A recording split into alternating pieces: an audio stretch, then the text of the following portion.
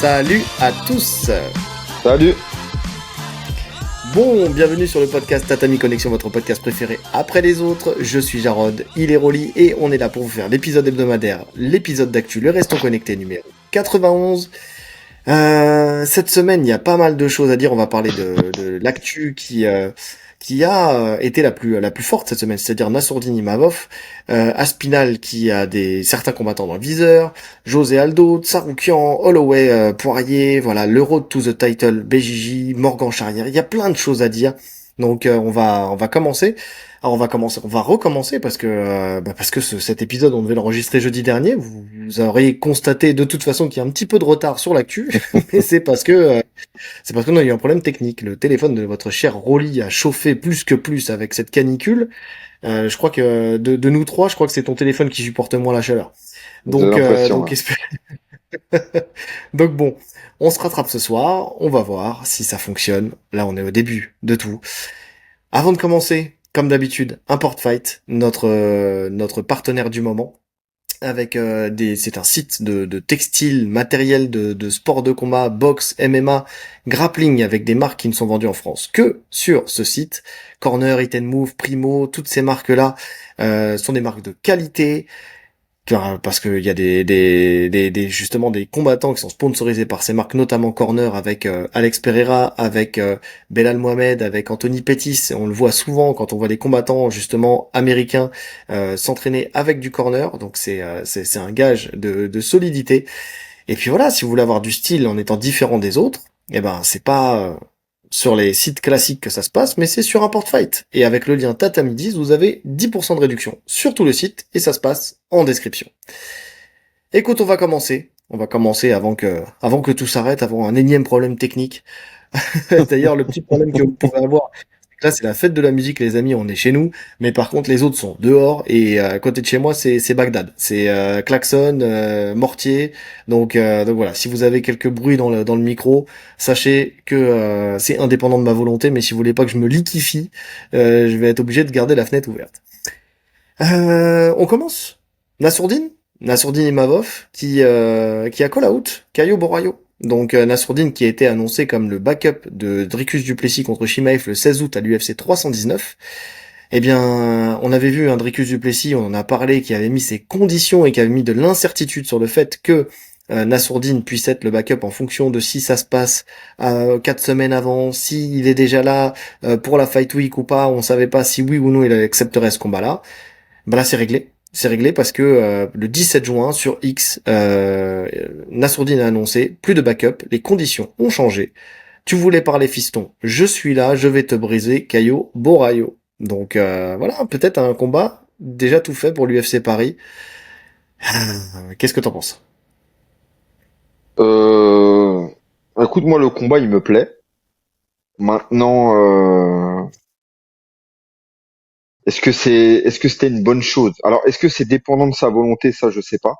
Ou est-ce que c'est lui qui se retire du backup? Ou est-ce que c'est l'UFC qui finalement l'éjecte de là en se disant que de toute façon, le seul combat qu'il y a à faire, c'est Chimaev contre Dricus, et que même s'il venait à être déplacé, il voulait pas de remplaçant. Donc ça, je sais pas. Maintenant, ça reste un combat intéressant. C'est le combat à faire parce qu'il se tourne autour depuis un petit moment. Il y a quand même une hype autour de Caio Borraio. Il y a une hype sur les Fighting Nerds. Donc, s'il y avait quelqu'un à prendre dans cette KT, c'était lui. On sait que ça se jouait potentiellement entre lui et Strickland. Strickland, on sait que c'est quasi impossible. Il a dit lui-même de toute façon qu'il voulait pas venir à Paris. Donc, le combat contre Borraio, il fait sens.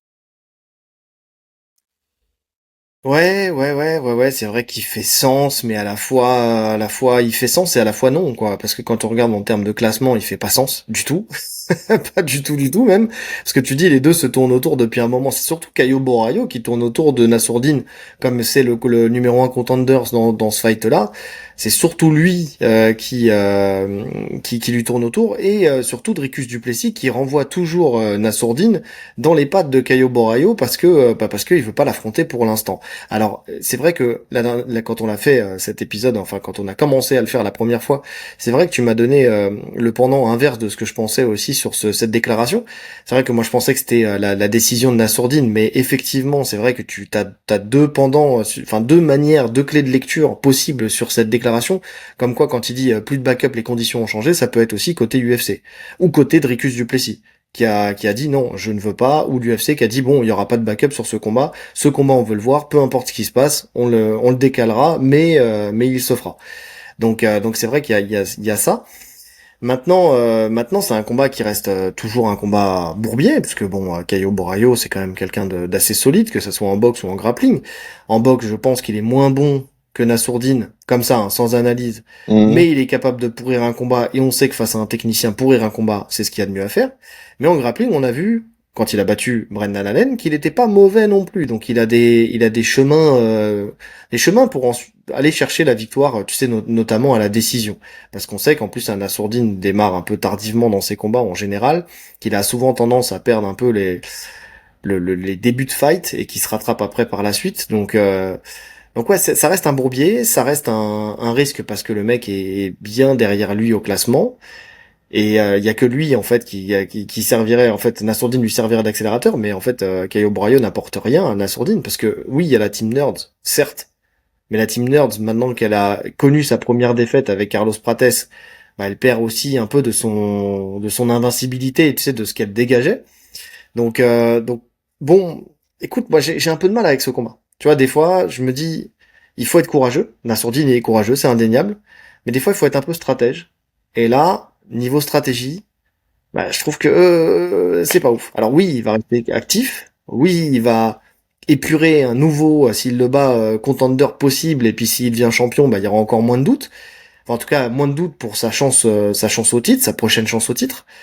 Mais bon, c'est un risque.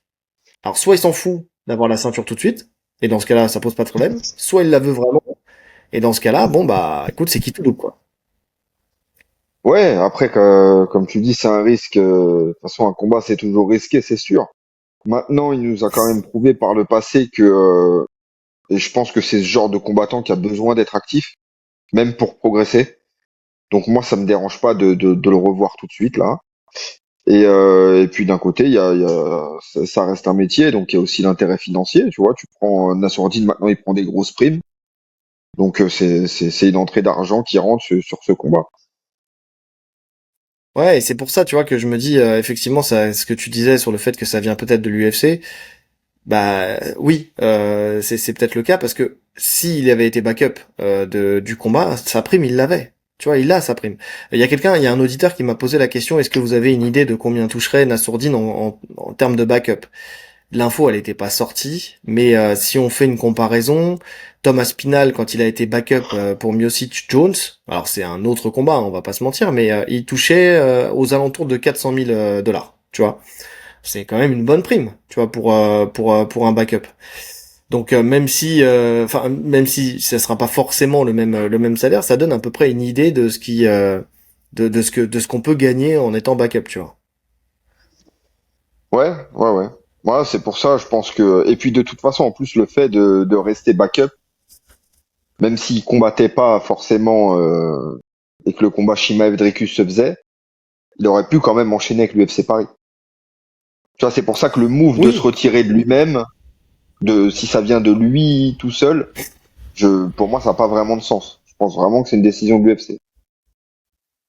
bah ouais, ça a pas vraiment de sens. Après, Nassourdine, il nous a montré quand même qu'il peut faire de temps en temps un petit coup d'orgueil et puis de se dire, ah bah en fait, tant pis, j'y vais quoi.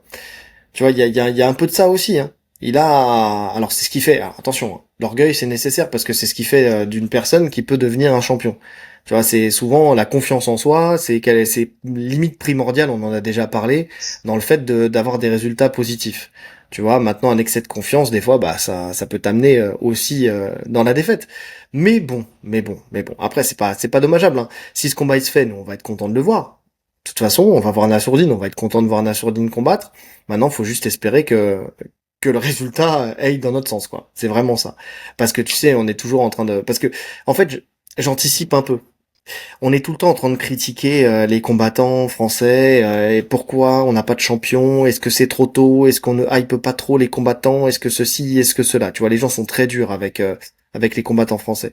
J'ai peur en fait qu'en cas de défaite, voilà, il y a encore cette énième discussion de pourquoi les combattants français sont des grosses merdes et ne seront jamais champions. Alors qu'en vrai de vrai, quand on regarde le chemin parcouru de la France en 5 ans, rares sont les nations qui ont fait autant, tu vois, dans le sens, il y a peut-être pas encore de champion, il y a un champion intérimaire, mais quand on regarde tous les combattants classés, on se dit qu'on n'est pas trop mal. Et là, un Assourdine est classé numéro 1 quand même dans une KT qui est pas une KT des plus faciles. Donc, euh, donc bon, j'ai Ouais, mais peur du revers médiatique, tu vois. je suis d'accord avec toi, mais ça, tu pourras revenir dans 30 ans, ça sera la même chose en fait. C'est valable dans tous les sports, c'est le public français qui est comme ça de toute façon, donc ça changera pas. Si tu te fies à ça, alors tu combats jamais. Non, non, bien sûr, non, non. Le public et les médias, hein. D'ailleurs, on peut parler des deux, hein. Non, tu combats jamais. Oui, non, mais je veux dire les risques. Tu vois, pour moi, les risques, il les a déjà pris. Alors, c'est vrai que c'est du temps de pause. Alors peut-être qu'il préfère rester actif, mais bon, en soi, il a été quand même très actif et même suractif, tu vois. Donc, un petit temps de pause n'était pas dommageable en soi, tu vois. Maintenant, effectivement, s'il en a besoin, si c'est nécessaire Ouais, mais pour lui, pour être toujours affûté, bah écoute, moi je l'entends aussi, hein. regarde, on parle de temps de pause. Là, son dernier combat, il remonte à quand, Anna Sourdine? Son dernier combat, c'était contre Adesanya. C'était quand? T'as la date ou pas? Attends, je vais te la trouver dans 2 secondes. Alors, C'est pas si vieux que ça, hein, c'est quelques mois. écoute, juste le temps que ça s'ouvre. Je suis déjà sur la page, voilà. Adesanya, c'était en février. Février, Mars, ok. avril, mai, juin. C'était il y a 4 mois. Il y a 4 mois. Tu vois? Mais Le oui. combat de Ricus contre Shimaev, c'est quand? C'est le 16 août. Ok, Ça donc fait 6 mois. août. Ça fait 6 mois. Maintenant, les deux combattent. Après ce combat-là, potentiellement, on peut compter 4, 5 mois. Donc, on se Ouais. retrouve Ça fait vite à presque un an sans quasiment un an, combattre. tu vois. Ouais, t'as raison. Donc, un an sans entrée d'argent, un an sans sensation de la cage. Donc, non, moi, Non, pas je sans rentrer comprends son d'argent. mot. Oui, Si on si, parle de oui, backup, oui. c'est pas sans rentrer d'argent. S'il y a pas de backup, effectivement, là, c'est un an sans rentrer d'argent. Là, je suis d'accord. Oui, c'est vrai. Ouais, ouais. Donc, non, mais même en termes de sensation, moi, je comprends le move, hein. Ouais. Un an, c'est beaucoup, Ouais, hein. mais après, Surtout pour lui, qui nous t'as le montre choix de qu'il a besoin l'adversaire. d'être actif. Après, t'as le choix C'est-à-dire, de l'adversaire. C'est-à-dire que oui, oui, Strickland, le faire venir à Paris, c'est compliqué, mais tu vois, Nassourdine, il n'est pas obligé de combattre à Paris, tu vois. ouais, Après, oui, Strickland c'est n'est pas vrai. forcément un combattant plus simple que Caio Borraio, Bah, c'est mais c'est un ça. combattant mieux classé. Ouais, mais c'est un combattant mieux classé. C'est-à-dire que si tu regardes, attends, je vais aller dans le ranking, ranking UFC. Le truc, il est là, c'est que c'est ça toute la différence. Tu perds contre Strickland qui est classé 2, il est juste en dessous de toi. Les dommages sont pas très forts. C'est-à-dire au pire, ils inversent leur position. Nassourdine passe 2, Strickland passe 1. Strickland a eu beaucoup de chance au titre. Bon, voilà. Caio Borraio, il est classé 6. Il est même pas dans le top 5. Tu vois? Ouais, oui. Oui, maintenant, il bénéficie quand même d'une certaine hype. Donc, moi, je te dis, le move me choque pas. Tiens, je te donne un autre exemple. Robert Whittaker, il va combattre dans quelques mois là. Derrider. Il va combattre contre Renier de Rieder. Exactement. Donc, Whittaker remporte le combat contre De Rieder. Tu combats Ouais. contre Whittaker? Bon après c'est pareil, c'est pareil, c'est quelqu'un, oui effectivement c'est pareil, qui va pas combattre tout de suite. Donc ouais, on a encore ce laps de temps avant qu'il puisse combattre, c'est vrai. Ouais, c'est non, c'est mauvais exemple, mauvais exemple. Ouais ouais ouais, écoute, je sais pas. Bon effectivement, il y a une hype, il y a une hype, mais après cette hype, est-ce que vraiment cette hype elle est vraiment internationale, j'en sais rien, tu vois. Nous, il y a une hype parce qu'on on est en France et que c'est un combattant français. Je sais pas si outre-Atlantique, s'il y a vraiment une hype sur ce combat-là, je sais pas. Je j'ai pas la réponse. Je dis pas oui, je dis pas non, j'ai pas la réponse.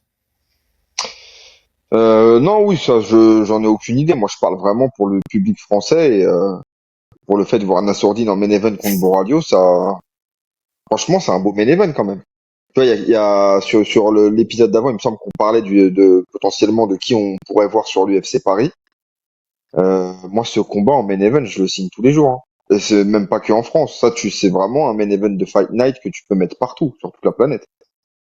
Oui, je suis d'accord. Je suis d'accord, complètement. Après, main event ou co-main event, en fonction de si Cyril Gane est annoncé ou pas. Contre qui? Bonne question, mais en tout cas, voilà. Main event ou co-main event. Ouais, oui. Donc, Quoique donc ouais, après, en écoute, je sais termes pas. alors si on se fie aux catégories, oui, mais si on se fie au classement, Bah oui, tu peux mettre aussi. Nassourdine premier, hein. Enfin main Bah event, hein. non, oui, Les deux sont oui premiers. aussi.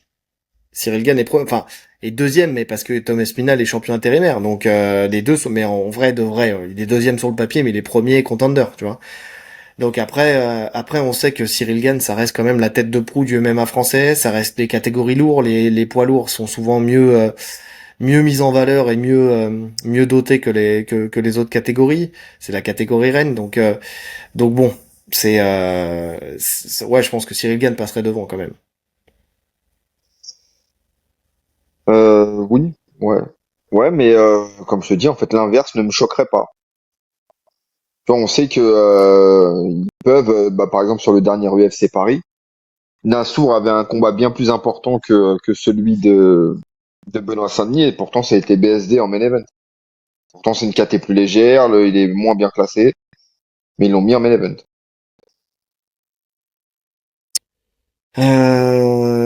Attends, oui, c'était Allen. Oui, mais il y Et avait un truc aussi où ils avaient demandé Nassourdine, où c'était Brandon Allen, je crois. Enfin, ils étaient d'accord pour être en co-main. Ils voulaient s'affronter en 3 rounds, je crois. je me rappelle plus de l'histoire qu'il y avait eu. C'est Il me ça. semble Je qu'Allen crois voulait que 5 rounds. c'est ça. Je Et sais plus. en fait, ouais, il y a eu une histoire comme quoi. Et normalement, ils étaient prévus pour être main event, et puis finalement, il y a eu un accord pour qu'ils soient co-main. Ça change encore un peu la donne, ça. C'est pas encore tout à fait la même chose. Donc ouais, écoute, à voir, mais en tout cas, pour le coup, je signe. Maintenant, c'est vrai que les deux, enfin, tu sais, quand je parlais de Bourbier, tu vois, certes, Nassourdine, tu vois, parce que le plus gros adversaire qui a pris Caio Borraio, C'est Canonnier. Cannonier, tu vois. Et Cannonier, il l'a battu à la décision, Caio Borraio. Nassourdine, il l'a fini sur un finish qui est un peu, comment dire, qui a été controversé, tu vois, où on a dit comme Mhm. quoi il avait été arrêté peut-être un petit peu tôt, tu vois. Mais le combat, il n'était pas à la main de Nassourdine avant qu'il y ait ce chaos. Donc, quand on regarde, hein, tu sais, voilà, en tout cas, si ça va à la décision, ça reste un combat quand même Bourbier. Je sais pas.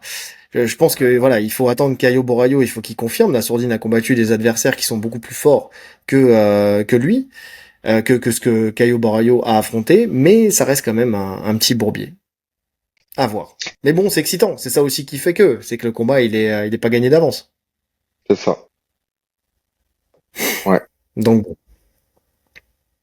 à voir. Dites-nous si ça vous intéresse, en tout cas, ce combat. Moi, je suis curieux de savoir ce que pensent les gens de cet affrontement. Tu sais s'ils sont d'accord avec ou pas. Enfin, tu vois, si pour vous si c'est un bon choix ou pas, si c'est stratégique ou pas, si on s'en fout de la stratégie, ce qu'on veut, c'est que ça combatte. Parce que c'est ça aussi, hein. C'est vrai que je dis ça, mais en même temps, on reproche aussi aux combattants d'être un peu trop dans le calcul. Au moins, Nassourdine, il l'est pas. Ça c'est sûr. Ça c'est sûr. Déjà on avait eu plus ou moins ce même débat, hein, contre Allen. Finalement, il avait aucun intérêt à prendre Allen à ce moment-là. Il était déjà bien mieux classé que lui. Allen était derrière. Et ça s'est fait quand même. Et ça lui ouvre derrière la porte pour affronter Adesanya. Ouais, oui, je suis d'accord. Je suis d'accord, mais Allen, il était classé dans le top 5 déjà, je crois. Si je me trompe pas. Attends, peut-être pas. Non, ouais, je dis peut-être Non, une je crois bêtise. pas. Il était Non, peut-être pas non. dans le top 5. Ouais, non, je crois qu'il était 7. Non, je crois qu'il était 7. Mais surtout, Nassourdine, il était pas classé numéro 1 à cette époque-là. En fait, il avait battu Canonnier, il avait battu, tu vois, il avait battu des noms, il avait battu du top 10 et du top 10 et du top 5, mais il n'avait pas, tu vois, il n'avait pas ce même statut qu'il a aujourd'hui. C'est-à-dire que ça s'entendait peut-être un peu plus hier, plus qu'aujourd'hui pour moi. Tu sais, dans le Ouais, sens où il était non, encore, c'était doit faire ses preuves encore, tu vois, à cette époque-là. Aujourd'hui, c'est confirmé. Je suis d'accord, mais nous-mêmes, on est les premiers à reprocher souvent aux combattants qui se plaignent en disant je veux pas regarder derrière, je veux pas regarder derrière, et au final, ils affrontent personne. Là, pour le coup, c'est quasiment le seul choix. Sinon, c'est des revanches, il y a aucun intérêt. C'est quasiment le seul choix disponible. Il veut rester actif, donc je te dis, moi, je suis content si je le vois faire ce combat. Ouais, si, la seule revanche où il y a un intérêt, c'est Strickland. Parce que d'une part, tu Oui, laves Strickland. l'affront qu'il y a eu la première, et puis en plus de ça, tu bats quelqu'un qui est installé dans le top 3, tu vois. Donc c'est encore autre chose, tu vois. Quelqu'un qui a eu une chance au titre, quelqu'un qui a été champion. Ça veut dire qu'un Strickland, si tu l'accroches, t'accroches deux anciens champions de la catégorie. Oui, Ça, c'est c'est pas vrai. pareil, hein, quand même, C'est hein. vrai, et puis, tu peux aussi te comparer avec ce que le champion vient de faire avec Strickland, tu vois. Si tu finis un Strickland plus rapidement que le champion, par exemple, Mhm. tu peux mettre ça en avant. Eh oui. Donc c'est dans le choix, tu vois. Alors après peut-être qu'ils l'ont demandé et que ça s'est pas fait, hein, mais j'aurais préféré un Bah en Strickland. fait c'est ça, c'est que là on a la version côté français. Maintenant, est-ce que Strickland veut ce combat? C'est pas dit non plus, hein. Ah, c'est clair parce que Strickland il est sur une mauvaise passe là en ce moment, donc s'il peut éviter un bourbier potentiel, tu vois. Même si je pense que Strickland il est pas dans les calculs. Ouais, tu vois, lui aussi c'est pareil. Lui, il doit affronter n'importe qui. De toute façon, il sait qu'il est installé dans l'organisation, donc bon, c'est pas. Je pense que de toute façon là, il va pas avoir une chance au titre demain, Strickland. Donc je sais pas. Ouais. Bon, à moins que Strickland, tu sais, peut-être qu'il le prépare avec. Il y avait Bellal hein, qui voulait l'affronter Strickland. Bon, non, ça n'aura pas lieu, ça. Bah, imagine, on sait jamais. Tu sais, tout dépend de comment ça se passe en dessous, quoi. Bref, à voir. On verra la suite, on verra comment ça se passera et on verra surtout, on vous dira si ça s'officialise en fait ce combat-là. Parce que pour l'instant, on n'a pas encore la certitude. Ce n'est que qu'un appel du pied. On verra. Je sais que bon, on pense que ça sera accepté des deux côtés, hein, de toute façon, mais on verra ce que l'organisation souhaite, quoi. Ouais. Donc bon. Tu sais, là, tu m'as dit, les mortiers, tout ça, c'est la fête de la musique, mais j'en suis pas sûr, là. Tu sais, j'ai vraiment l'impression qu'il y a une émeute en bas de chez moi, là. J'entends les keufs, j'entends hurler. Ouais, c'est la guerre, c'est la guerre. Bon, on verra. J'espère que ça s'entendra pas trop dans le micro. Bref, on enchaîne On avec n'entend quelqu'un pas. qui, bah pareil, on n'est pas sûr qu'il sera à l'UFC Paris puisque un combat a été annoncé pour lui. C'est Morgan Charrière qui est de retour et cette fois-ci à Nashville, la contrée d'Elvis. Donc voilà, c'est l'UFC fait un pari sur lui et préfère le voir combattre aux États-Unis. Donc il va combattre sur un Fight Night le 12 juillet contre Monsieur Nate Landwehr, qui est un vétéran, il a 37 ans. Landwehr, c'est 18 victoires, c'est 9 KO, 2 soumissions, 7 décisions, c'est 10 défaites, non, 6 défaites, 3 KO, 1 soumission, 2 décisions. Et c'est surtout quelqu'un d'un peu plus grand que Morgan Charrière, puisque il fait 1m75 contre 1m70 pour Morgan, et surtout une allonge d'1m83 contre 1m75 d'allonge côté Morgan. C'est quelqu'un de plutôt complet. Ouais. Attends, parce que là, ils sont en train de faire péter mon immeuble, là, c'est pas possible. Un truc de ouf. T'entends ou pas? Ah, là, T'entends j'entends, dans le là. micro? Ah bah Ouais, ouais, non mais j'entends. j'ai l'impression qu'ils sont en train de péter à ma fenêtre là. Ils vont me réveiller les gosses, ils vont me niquer le podcast, c'est con. Donc ouais, non, c'est quelqu'un d'assez solide et c'est surtout quelqu'un d'assez complet. Normalement, sur le papier, on mettrait une petite pièce sur Morgan Charrière, mais bon, je pense qu'il faut pas non plus le prendre, tu sais, le prendre à la légère, celui-là. Oui, bon, de toute façon, ça, c'est une certitude, hein. On sait qu'il y a aucun combat à prendre à la légère à l'UFC. Maintenant, ça reste un combat taillé pour Morgan. Je pense que c'est un combat qui va amener du spectacle.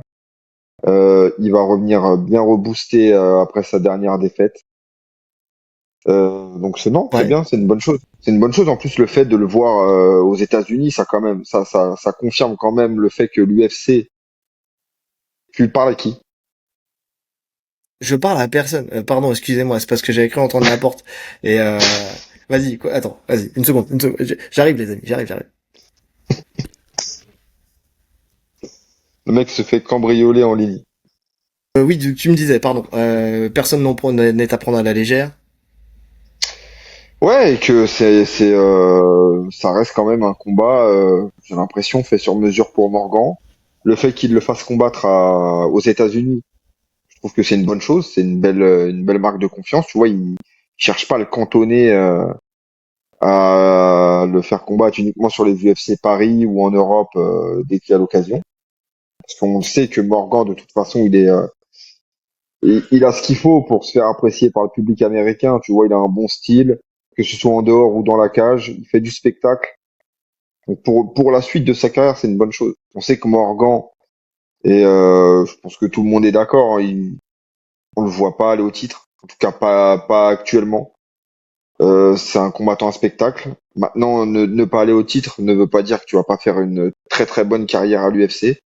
Et il a tout ce qu'il faut pour. Donc, c'est ce genre de combat qui est intéressant pour lui, je trouve.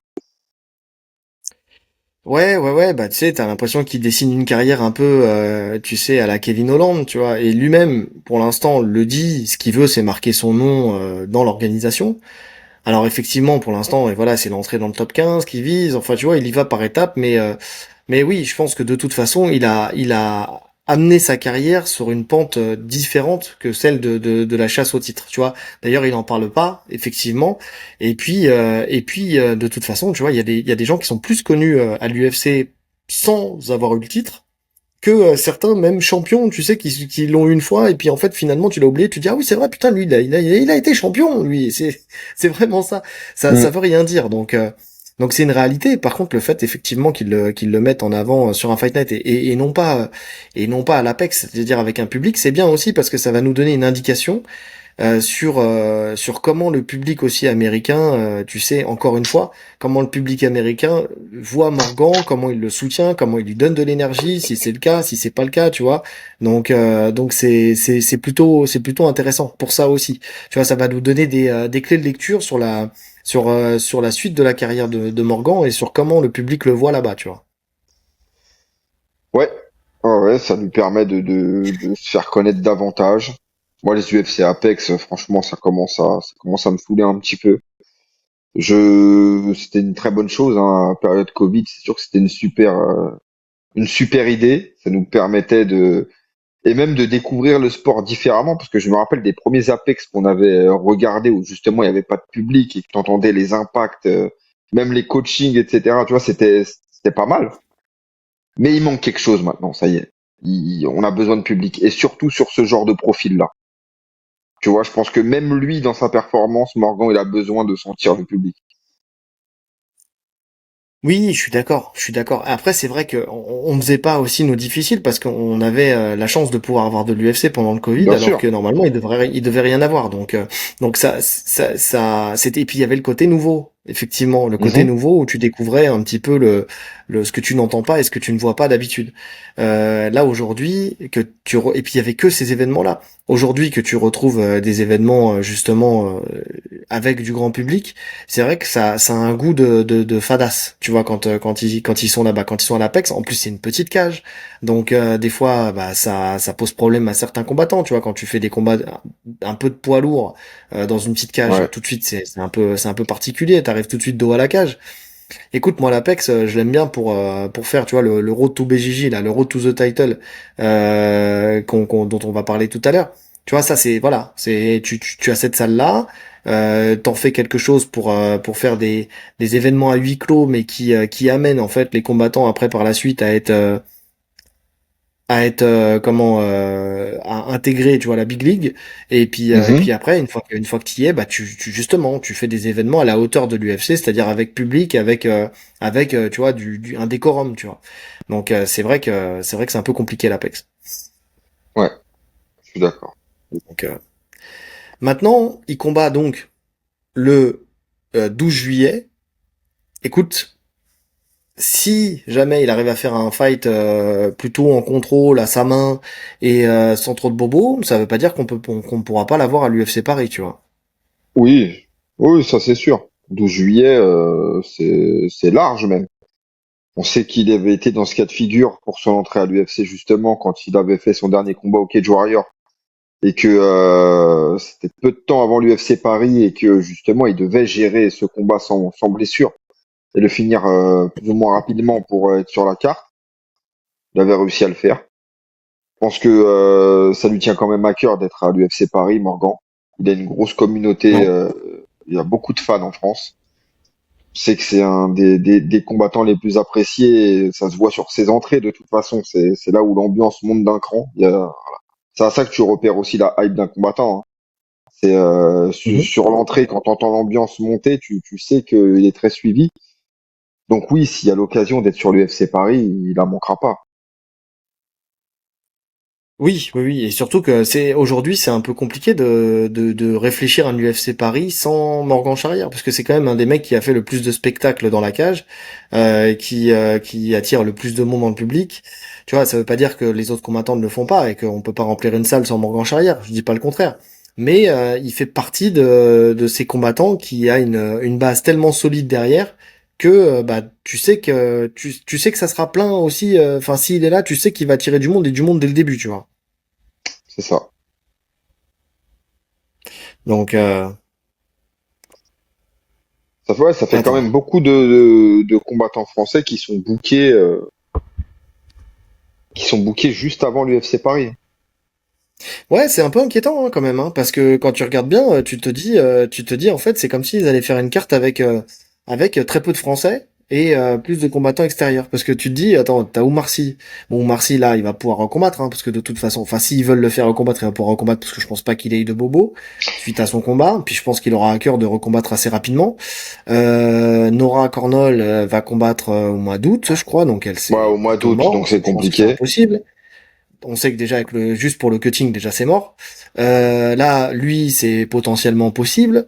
Bon après il reste encore du monde, hein. Il reste Gomis, il reste Ziam, il reste tu vois BSD, tu vois il y a quand même pas mal de combattants qui peuvent encore être là, tu vois. Là on a Sourdine qui se libère, tu vois. Mais c'est vrai qu'on n'aura pas un carton plein français qu'on aura, comme on a pu l'avoir sur d'autres événements. Tu vois avec tous les combattants français possibles sur la carte quoi. Ouais, oui. Après, au final, c'est pas vraiment dérangeant, hein.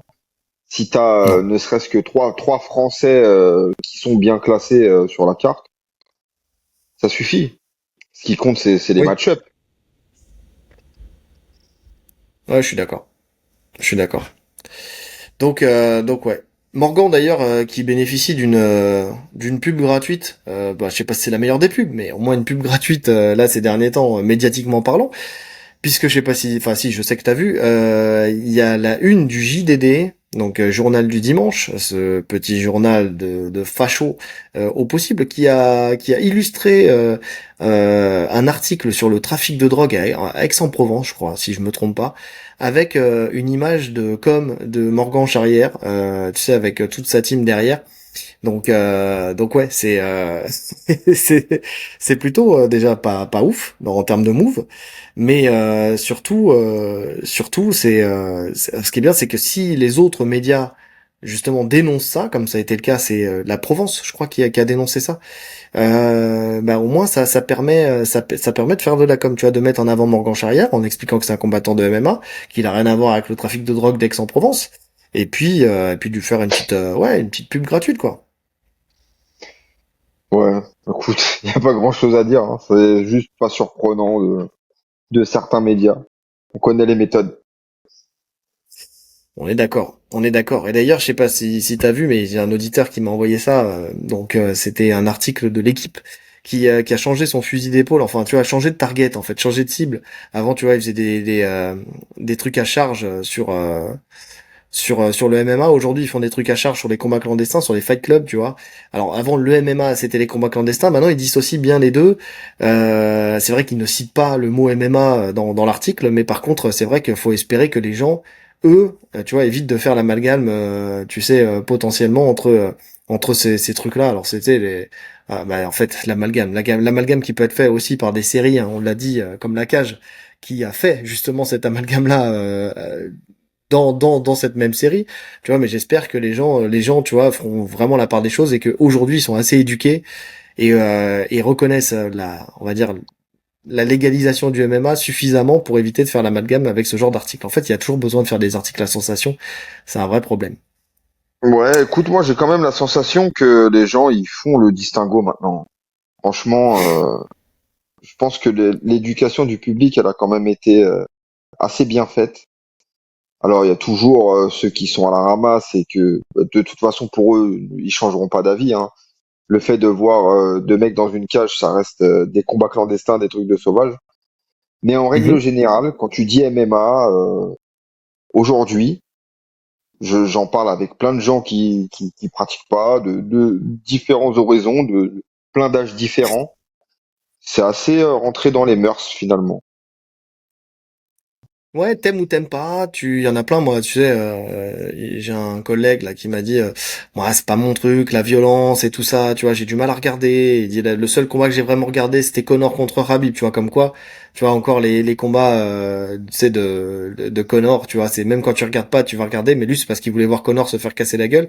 Mais tu vois, ça lui a permis de regarder tout l'UFC de minuit jusqu'à 6 heures du matin, avec des potes ou je sais plus à cette époque-là, mais en tout cas voilà, il dit ouais c'est pas mon truc de regarder ça. Mais par contre il respecte, ça dénigre pas.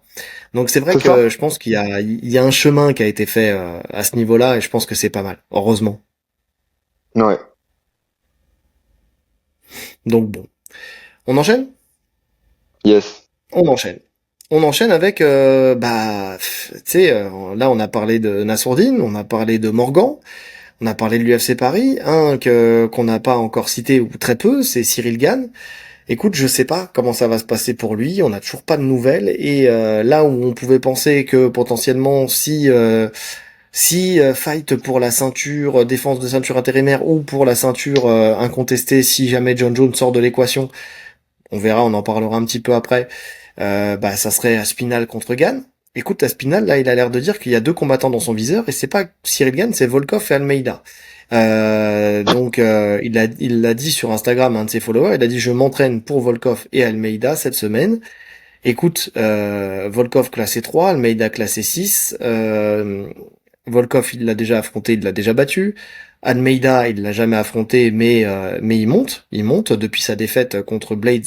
Il est sur 2 victoires au premier rang, dont une contre Spivak, et on sait que Spivak, bah, ça peut être un petit, tu vois, c'est toujours un petit accélérateur de carrière, Spivak, même si c'est pas un combattant super coté, mais le battre Ouais, a toujours une valeur. il faut le battre. Tu valides quelque chose quand Voilà, tu le bats. c'est ça. Alors le battre au premier round, c'est quelque chose. Donc ouais, écoute, moi là je vois que Blades, en fait le truc c'est que t'as qui dans le top? T'as Blades, t'as Pavlovich, t'as Volkov, t'as Gann, puis après tu descends plus bas.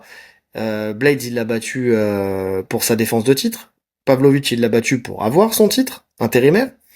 Volkov, il l'a déjà battu. Maintenant, c'est vrai que le combat contre Cyril Gane, Dana White disait comme quoi il était plus légitime, limite à grimper plutôt que Cyril Gane parce que la performance de Volkov l'a plus impressionné et puis pour lui, il avait gagné le combat.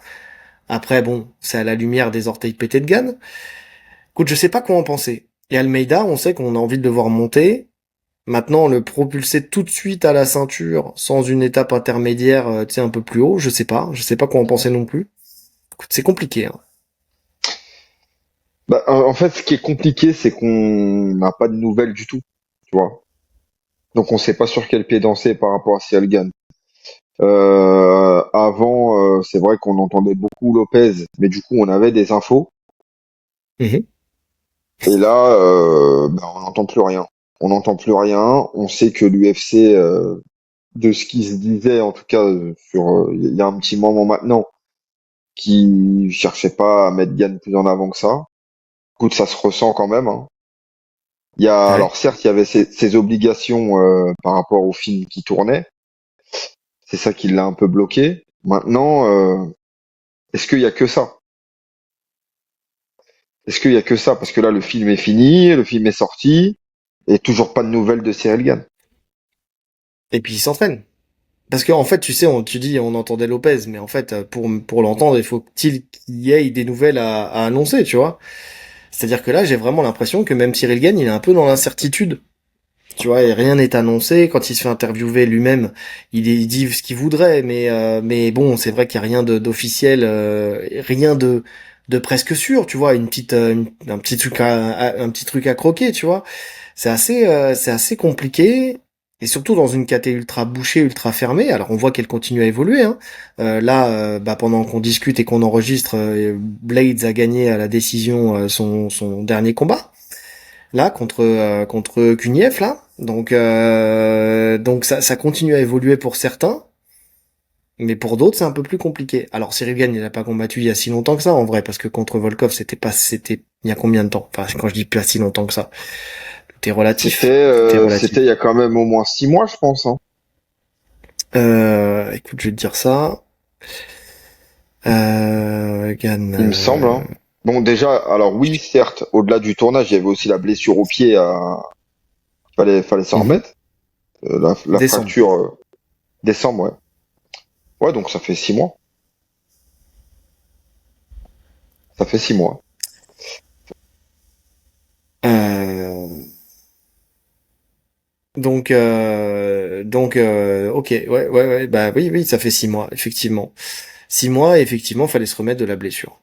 Donc après, tu sais, quand on regarde comment entre guillemets Aspinal, tu sais qui refusait Gann à un moment. Donc euh, on, on s'est dit effectivement ils vont peut-être privilégier Gann au profit d'Aspinal parce qu'Aspinal refusait de tu sais de l'affronter. Finalement ils l'ont propulsé. Donc là effectivement Gann il a refusé Aspinal pour le coup en retour, mais parce qu'il avait une obligation cinématographique finalement. Est-ce que l'UFC vraiment lui en tiendra rigueur quand tu sais que cette KT elle est aussi morte et que c'est difficile de faire des match-up. Écoute, j'ai Mhm. l'impression que, tu vois, c'est pas ça qui va le bloquer très longtemps. Mais effectivement, le truc, c'est que j'ai vraiment cette impression que cette KT, plus que pour Gann, hein, je pense que c'est une KT qui est un peu oubliée pour l'instant et qui est un peu en stand-by. Même si ça a tendance à bouger un petit peu, j'ai l'impression que c'est une KT qui a vraiment été oubliée pour l'instant. Ouais, c'est ça. C'est ça. Comme tu dis, il peut pas, je pense que l'UFC peut pas se passer d'un combattant comme Cyril. Cyril, ça reste quand même un super athlète, notamment dans cette KT des poids lourds. Alors qu'il manque Mhm. peut-être un peu de finish, mais c'est toujours plaisant de le voir dans la cage, Cyril Gann. Tu vois, je pense que les Oui, gens apprécient son style. Et quand je dis les gens, je parle pas que des fans français, je parle du monde entier. Donc, ils vont le booker. Le truc, c'est que quand tu regardes donc son dernier combat, on l'a dit, c'était en décembre. Le retour idéal, c'est Paris. Sauf qu'il y a oui. toujours pas de nouvelles. Parce que la logique, c'est ça, hein. Là, faire un retour sur Paris, en termes de date, ça colle. Je pense que sa blessure, il a récupéré. Le film est fini, il n'y a plus d'obligation. Donc, il doit revenir sur l'UFC Paris. Ouais, je suis d'accord. Après, la question, c'est contre qui, quoi. C'est ça la question. La véritable question, c'est contre qui. Parce que en fait les combattants sont déjà bookés, si je me trompe pas. On a parce qu'on parlait de Pavlovich il est booké là. Curtis Blade vient de combattre. Donc même si là je pense qu'il n'y a pas eu de bobo, je suis pas sûr qu'ils mettent Curtis Blade sur Paris, Ah, même si, si si, en ça serait plus, intéressant, hein. Moi, j'aimerais bien. il a eu des bobos, hein. Il a eu des bobos, Blade, là. Ah t'as vu le combat pendant qu'on parle? Ouais, ouais. Si, il a eu des D'accord, bobos. ok. J'ai eu le professionnalisme de couper. Je rattraperai juste après. D'accord, ok, il a eu des bobos. Bon, bah alors donc ça a le règle de l'équation. Volkov, une trilogie. Quoi qu'on en dise, que ça soit litigieux ou pas, Gann l'a battu 2 fois. Tu vois, donc l'intérêt de la trilogie, à moins que vraiment l'UFC fasse le forceur pour voir Non, Volkov mais gagner à un moment, tu vois, bon de toute voilà. façon, je pense que la question, elle est même pas sur l'adversaire. Je pense que là, il faut juste qu'il lui propose quelqu'un. Il dira oui. Là, il dira oui, Non il mais ça faut on est combattre. d'accord. On est d'accord, mais regarde, qui va affronter? Spivak, regarde, si je reprends. Derek Lewis, il l'a déjà battu. Spivak, il l'a déjà battu. Bon, Tibura, voilà. Waldo Cortez Acosta, il va affronter Pavlovich. Almeida, potentiellement. Blades, là, il vient de combattre, tu me dis, il a des petits bobos. Pavlovich, donc voilà. Il reste Volkov et Aspinal. Donc en fait, proposer n'importe qui, ok, mais c'est qui le n'importe qui? C'est ça la question. C'est-à-dire que quand tu regardes les noms Mais factuellement, c'est compliqué. Et là, t'as tout le top 10, tu vois. C'est que vraiment, c'est moi, c'est compliqué d'avoir un adversaire. Bah non, il y a quand même des noms qu'on veut voir. Nous, on milite depuis longtemps pour le voir contre Almeida. Almeida, Oui, il est plus que partant. C'est même lui qui n'arrêtait pas d'appeler Gann à chaque fois. Je pense que Almeida, tu lui proposes un combat demain, c'est signé. ah non, bien sûr, bien sûr. Donc Mais si il là, y a non mais, des potentiels combats. ouais, mais là je pars du principe que Aspinal, tu vois, Aspinal dit qu'il s'entraîne pour Volkov ou pour Almeida. Alors soit il reprend Volkov, mais bon, l'intérêt de reprendre Volkov quand tu vois comment il l'a battu la première fois, il reste que Almeida. Et encore même Almeida, pour le coup, je préfère le voir contre Gann que le voir contre Aspinal parce que je trouve que le match-up il est plus intéressant contre Gann avec Oui, cette incertitude sur le sol que contre Aspinal. Ou avec Aspinal, je pense qu'Aspinal va lui rouler dessus clairement. Quand je ouais, vois mais comment il a tourné contre Craig Jones, tu vois le bout de vidéo que j'ai vu, je pense qu'il a largement de quoi au sol tenir tête à Almeida, tu vois. je pense que Aspinal, actuellement, il s'en fout de reprendre Volkov. Ça le dérange pas de reprendre Volkov. Il se pose pas la question de se dire, ouais, mais je l'ai déjà fini, ça m'intéresse pas. Aspinal, il veut combattre. Lui aussi, il veut prendre son billet parce qu'il est bloqué depuis un petit moment. Donc, Aspinal Volkov, ça me va, hein. Ah, ça me va. Tant que je vois Aspinal combattre, ça me va. Tant que je vois Gann Ouais. combattre, ça me va. Et dans ce sens-là, c'est ce qu'il y a de plus intéressant, je trouve. Aspinal Volkov, même si c'est, il y a plus Non, de le doute plus sur. intéressant, c'est Aspinal Gann. Oui, C'est non, ça le plus intéressant. alors oui, je suis d'accord. Mais là, on parle de l'UFC Paris et ce combat, on le verra pas à l'UFC Paris, c'est une certitude. Après théorie, est-ce que, est-ce que Gann Aspinal, il le garderait pas une fois que ça sera acté que le titre incontesté est entre les mains d'Aspinal. Tu vois, c'est-à-dire de pas faire l'affront à Gann de leur faire combattre pour un titre intérimaire, tu vois, qui pourrait gagner. Ça lui ferait deux fois un titre intérimaire, c'est un peu chelou. Donc c'est peut-être ça aussi tu sais, dans la réflexion de dire bon, il a déjà été champion intérimaire, quel intérêt il y a de le refaire de redevenir champion intérimaire? Est-ce que tu penses que l'UFC se dit ça? Est-ce que tu penses qu'ils en ont quelque chose à foutre de se J'en dire, sais rien. je- on veut pas lui faire l'offense de le faire recombattre pour un titre intérimaire? Écoute, laisse-moi essayer de les humaniser un petit peu, s'il te plaît, ok? J'essaye. J'essaye. Je garde espoir, tu vois. On est en 2025, le monde paravolo, on tire des mortiers sur mon immeuble. J'essaye de garder un peu de foi en l'humanité. Tu vois ce que je veux dire? Donc j'essaye, c'est comme ça. Hein, je pense qu'ils s'en tapent complètement. Euh, Il ma- s'en met, tu sais, il fait du tam-tam sur son crâne. ah, Il dit, je m'en bats les couilles. J'ai pas dit qu'il non, avait une je sais tête de pas. couille, hein, mais ça c'est autre chose, hein. Bon, bref. Heureusement qu'on n'est pas monétisé, nous. En tout cas, une On chose est le sûre, sera c'est que jamais de toute façon. bon, on peut pas, c'est pas possible. Promis, si un jour on rentre sur un média, par contre, mainstream, on fera attention. Mais tant qu'on sera sur Tatami Connexion, on en a rien à secouer. Qu'est-ce que je voulais dire? En tout cas, Dana, lui, dit qu'il saura dans les prochaines semaines si oui ou non il y aura un Aspinal Jones.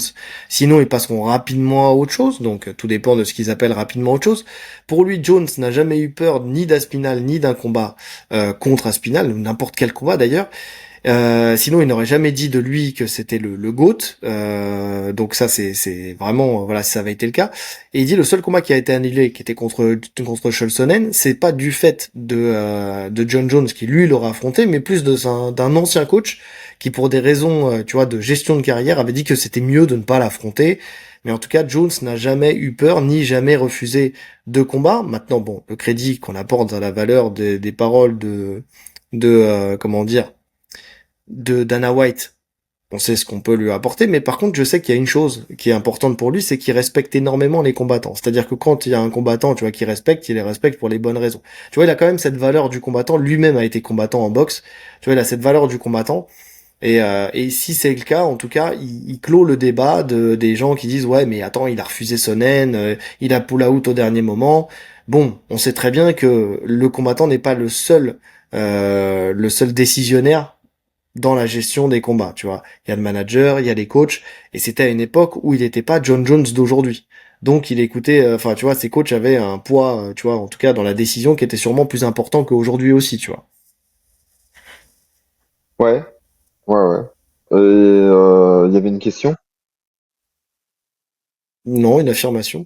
Non, non, je disais juste ça. C'était que c'était la décla de plutôt, tu sais, du sketch Dana White qui m'a complètement perdu. Où je sais que depuis qu'il a dit ah bon il a dit que tu vois, je n'apporte plus aucun crédit Oui, oui, oui. à. Enfin, en tout cas, j'ai fait mon choix dans qui pose problème dans cette situation et c'est pas John Jones, c'est plus côté justement UFC.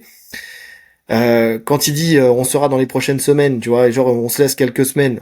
On l'avait dit la première fois qu'on a enregistré, quelques semaines ça veut tout dire et rien dire. On est toujours tu sais dans du Dana White dans le texte, c'est-à-dire ça peut être 2 semaines comme ça peut être dans 8, 9, 10 semaines, tu vois, c'est quelques semaines, tu vois, en soi. Ça dépend de ta temporalité, tu sais, des fois t'es pas Mhm. pressé dans les semaines.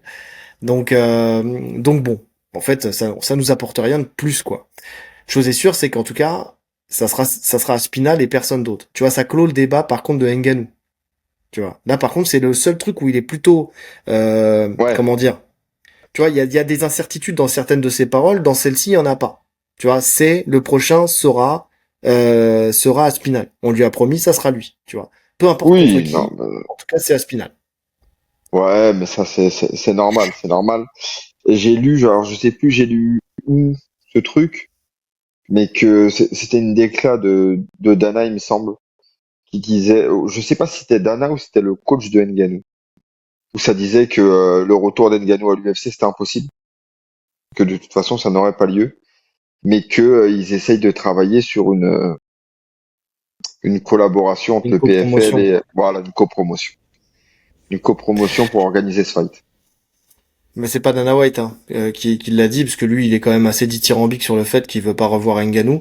Maintenant, d'après ce que j'ai compris, aussi, ça a été aussi de la déclaration de d'Eric Nixie qui a été un peu amplifiée et tordue dans tous les sens par rapport aux médias, dans le sens où il a jamais affirmé que Ngannou, tu vois, souhaitait revenir à l'UFC et souhaitait combattre John Jones. C'est juste qu'on lui a posé une question, il a répondu, ils en ont fait une affirmation. Pareil, le fait que, tu vois, ils disent que John Jones ou quelqu'un d'autre, en fait, ils cherchent un combat, mais ils sont pas en train de cibler John Jones particulièrement, tu vois. C'est pas non plus le combat ciblé. Bien au contraire. Enfin, tu vois, ils ont pas, tu vois, il y a pas cette recherche absolue de combattre John Jones à l'UFC, Ouais, de ce qui a été dit par la suite, quoi. ok. Donc bon. Après, là, dans l'équation, il y a aussi, bon, après, c'est pas tout de suite, hein, mais t'as Pereira qui dit que il ne ferme pas la porte à monter en poids lourd. Alors, certes, il dit que d'abord il veut sa revanche contre Ankalaev.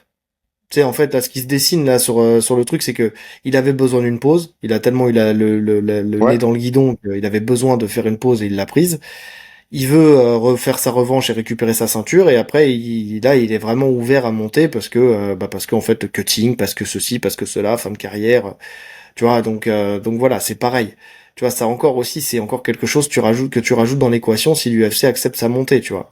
C'est toujours un peu, enfin, tu vois, c'est toujours des éléments comme ça qui nous font dire comment ça se passe. Est-ce que s'il monte, il combat pour le titre, pas pour le titre intérimaire, pour le titre incontesté? Est-ce que on retire la Mm. ceinture à John Jones pour faire un super fight contre Pereira? Tu vois, on revient dans les considérations d'il y a Ouais, quelques semaines, mais quelques mois, tu vois.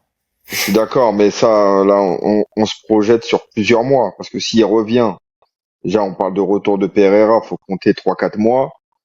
Mhm. Pour une montée en poids lourd, tu rajoutes 3 4 mois. Donc on est déjà quasiment sur l'année prochaine. Donc d'ici là, j'espère que Ouais, la non, je situation suis des poids d'accord. lourds sera débloquée. J'espère aussi parce que là c'est vraiment fatigant quoi. C'est-à-dire que là cette catégorie elle est vraiment morte. Si elle n'existait pas, tu vois, ça serait pas plus mal quoi. Tu vois vraiment là en ce moment avec son état actuel, qu'elle existe pas, Mais ça change rien. on dit ça, mais ça a été très souvent le cas hein, chez les lourds à l'UFC. Hein. On s'est souvent Hum. retrouvé dans des situations bloquées comme ça. Moi, les lourds de l'UFC, ça m'a jamais vendu beaucoup de rêves. Hein. Il y a eu quelques combattants Si, que à je une suivais. période, à une période ouais. Oui, il y a eu une période où, et encore certains combattants que tu suivais avec attention, mais sur la globalité de la KT, ça n'a jamais été une KT incroyable. Voilà. Et c'est pour ça, tu vois, le procès fait à John Jones aujourd'hui, tu vois, c'est pour ça, c'est ce que je disais la dernière fois, et ce que j'arrête pas de dire. En fait, il est justifié parce qu'il y a Spinal derrière, mais il est pas justifié parce qu'en fait, on a eu du Cormier Miocic pendant 3 ans avec un an de d'attente entre chaque combat. On a eu, tu vois, on a eu des périodes comme ça où ça avançait pas, quoi. Tu vois, où il y avait pas de hype particulière. Alors, il y avait une hype parce qu'on voulait voir les combats, tu vois, c'était intéressant. Mais sauf qu'à l'époque, en fait, alors peut-être que parce qu'il y avait moins de réseaux sociaux, tu me diras aussi, on n'en faisait pas toute une histoire comme aujourd'hui. Tu vois, moi, j'ai pas le souvenir qu'à l'époque où il y a eu Ouais. la trilogie entre Miocic et Cormier, j'ai pas le souvenir il y avait un tollé à ce point Ben ouais, avec des mais sondages et des machins et des pétitions, tu vois. non, mais alors déjà, il y avait qui d'autre en fait? À cette époque-là, dans cette caté, il y avait qui d'autre? Peut-être, mais en Ah, fait, il y avait qui d'autre, mais ça change tout. Ça change tout. Ça change vraiment tout. C'est comme une trilogie Figueiredo Moreno. Quand tu sais que les deux sont au-dessus de tout le monde, au moment où ça se fait, alors oui, c'est relou. Oui, c'est relou. Ouais. Quadrilogie. quadrilogie, Quadrilogie. quadricolore. Mais enfin, tu vois ce que je veux dire? À partir du moment où là, on est dans une situation où il y a plein de match-up intéressants, où t'as des mecs que tu veux voir affronter d'autres mecs et que ça bloque tout le monde, là, ça devient gênant. Quand tu admets que finalement les deux qui s'affrontent sont au-dessus du lot, eh ben écoute, oui, ça vend pas du rêve hein, de voir 3 fois le même combat, mais finalement il y a que ça à faire. Ouais. Ouais, peut-être. Écoute, j'en sais rien. Mais c'est pour ça, en fait. Parce que, en soi, tu sais, tout part du fait qu'ils acceptent de donner un titre intérimaire en fait, à Aspinall à ce moment-là, tu vois. Tu vois, s'ils avaient vraiment dans l'idée que John Jones ne serait pas tu sais, destitué de sa ceinture et tout ça, ils avaient pas à donner à faire un titre intérimaire. Ils auraient très bien pu attendre. En fait, le problème, il est là. Oui, le problème il est là. Le problème il Parce est que là. s'il faisait pas ça, en fait, Aspinall, il aurait continué à combattre. Il y aurait moins de points de blocage. On aurait peut-être eu déjà un gain Aspinall. On aurait peut-être eu, tu vois. Et en fait, Ouais, tout part de cette décision-là. Et il y aurait même pas de polémique aujourd'hui, tu vois. c'est clair. C'est vrai que c'est cette décision qui chamboule tout. Mais maintenant Ouais. elle a été prise, donc il faut remettre de l'ordre dans tout ça. Ouais, je suis d'accord. Je suis d'accord. On verra. Mais en tout cas, tu vois, c'est marrant parce que on peut le redire là parce qu'on l'avait dit la première fois, mais ce changement ce petit virage de Dana White à partir du moment où John Jones, qui en a sûrement un peu marre aussi d'être la seule cible de cette histoire, tu sais, commence à balancer. Mais arrêtez de croire que c'est moi le point névralgique de tout ça, tu vois, que c'est plus du côté de l'UFC et de Dana White. C'est marrant de voir à quel point la Dana White se bouge un petit peu plus pour dire oui, on va peut-être le destituer, on va attendre quelques semaines, mais en fait, on va peut-être lui retirer la ceinture, tu vois. D'un coup d'un seul, c'est marrant, il y a tout qui se débloque. À partir du moment où John Jones, il lâche la bombe de les gars, arrêtez, c'est pas moi. Alors certes, j'en profite. Je suis payé grassement, il y a pas de problème, j'ai eu ma Hmm. meilleure vie. On reprend toutes ces déclarations, mais moi je suis juste un rouage dans cette histoire. Et là d'un coup, Dana White qui passe la seconde, tu vois. C'est marrant, c'est marrant. J'aime bien ce petit revirement de situation, tu vois. Ouais. Donc bon. Bref, on verra comment ça se passera. On enchaîne avec Tsaroukian, tu vois, qui devient backup de Topuria Oliveira. Alors c'est marrant parce que c'est pas à lui qu'on aurait pensé directement puisque Tsaroukian, on sait très bien qu'il l'avait mis en stand-by suite au cutting raté justement, enfin qui raté plus que raté avec simulation de blessure et tout ça. Donc bon, on savait que l'UFC allait le faire trimer, le mettre de côté. On sait que Geiji récemment avait dit je veux être le prochain ou je me casse et Tsaroukian il avait dit bonne retraite à toi. Donc je pense qu'il était déjà tu sais dans les petits papiers pour savoir enfin tu sais il avait le stylo à la main pour signer le contrat du backup. Donc voilà, c'est officiel. Il sera backup pour le combat qui est main event de l'UFC 317, le pardon 29 juin pour le titre des légers. Donc c'est Tsaroukian lui-même qui l'a annoncé sur Instagram en réponse à un follower qui demandait quel serait son prochain combat. Il a dit je suis le remplaçant pour l'UFC 317. Donc voilà quoi, on envoie un signal à Geiji, ça sera pas toi. tout cas pour l'instant. Après Gaethje, je pense qu'il veut le combat, il veut pas être Ouais, backup. moi, je suis pas Ouais, convaincu, hein. Pour moi, ouais. être backup, on sait que ça signifie pas forcément être le prochain à la ceinture. Je suis même pas Jurer sûr sur Rose que, Gamrot. voilà, je suis même pas sûr que Gaethje aurait accepté d'être backup. Ouais. Tu vois, Ce qu'ils lui ont peut-être proposé avant. ils lui ont peut-être proposé avant et il a dit non. Je pense il veut se préparer dans les meilleures conditions s'il a une énième chance pour le titre, parce que ça sera sûrement la dernière. Donc Mhm. non, je suis pas surpris moi que ce soit de Saroukian. Ouais. Oui, surtout que avec ces deux combattants-là, avec Topuria et avec Oliveira, normalement, il y a peu de chances que le combat pull out, tu vois. En général, ils sont là. La seule fois où Oui, ouais. Oliveira a pull out, c'est parce qu'il s'était Avec ouvert son l'arcade, arcade mais c'est parce contre que Marachev. c'est un acte manqué. Il voulait pas combattre contre Makhachev une deuxième fois, tu sais, à Abu Dhabi. Il l'avait dit, il l'avait annoncé, il avait fait des pieds et des mains en disant je ne veux pas le raffronter à Abu Dhabi, je ne veux pas le raffronter à Abu Dhabi. Bon, finalement, ok, je vais l'affronter à Abu Dhabi. Ou non, je me suis ouvert l'arcade, mais j'ai pas prévenu l'UFC qui aurait pu me donner le médecin qui m'aurait pu me permettre de combattre à Abu Dhabi. Donc là, c'est un peu différent, tu vois. Mais en général, j'ai à moins un problème cutting côté Oliveira. Et encore, la seule fois où ça a été fait, pareil, c'était un problème de balance hors balance officielle UFC. En général, même s'il se saigne, il est toujours là, il est toujours au poids. Ouais, mais même de toute Topuria, il fait le façon, poids. si même si il rate le poids, au final, Il y aura le je combat. pense il y aura le combat. Ils vont même pas mettre le backup. Il y aura le combat, c'est juste que lui ne pourra pas gagner la ceinture, c'est tout. Finalement, le Comme ça a backup été le n'est cas là la qu'en cas première de fois. blessure. C'est ça. Ouais, ouais, on est d'accord. Donc ouais, non, je pense que oui, parce que je pense qu'à choisir, de toute façon, Topuria, il choisira d'affronter Oliveira plutôt que d'affronter Tsarukyan.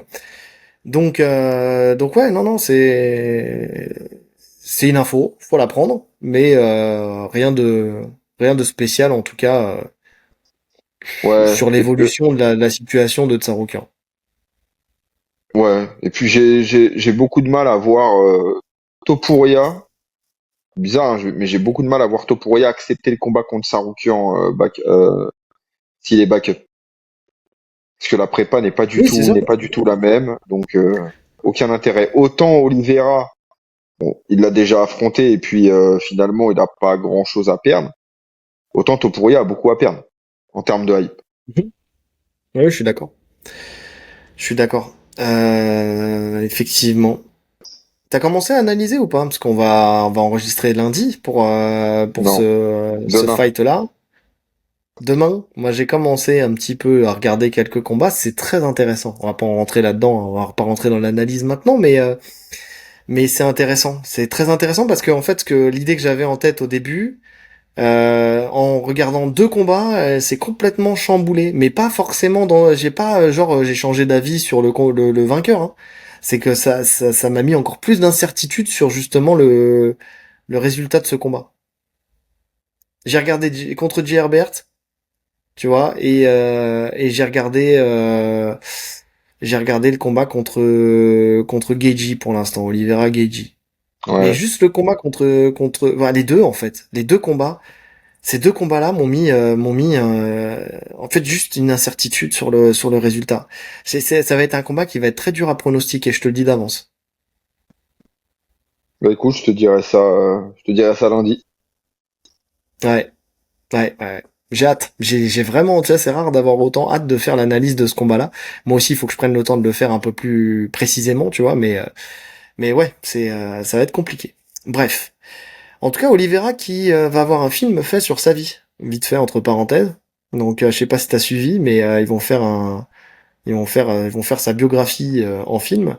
C'est vrai que lui aussi, il a une vie de ouf. Hein. Il est passé d'un mec qui était interdit de faire du sport. Enfin, tu vois, on lui prédisait. Enfin, il était malade, gravement malade. Et puis finalement, il est parti dans le jiu-jitsu. Et puis finalement, il s'est relancé. Et puis il s'est mis dans le MMA. Et puis, il a gravi des échelons petit à petit pour être un des champions les plus cotés de l'UFC. Enfin, tu vois, qui a le plus marqué l'histoire de l'UFC. C'est quand même super ouf comme histoire. Donc, ça fait. Je suis pas étonné qu'il y ait un film fait sur sa vie. Ouais. Écoute, on regardera ça, hein, de toute façon. On verra ce que ça donne. J'espère que ça sera mieux que le film sur la vie de José Aldo. Oh, je sais pas de quoi tu parles. Attends.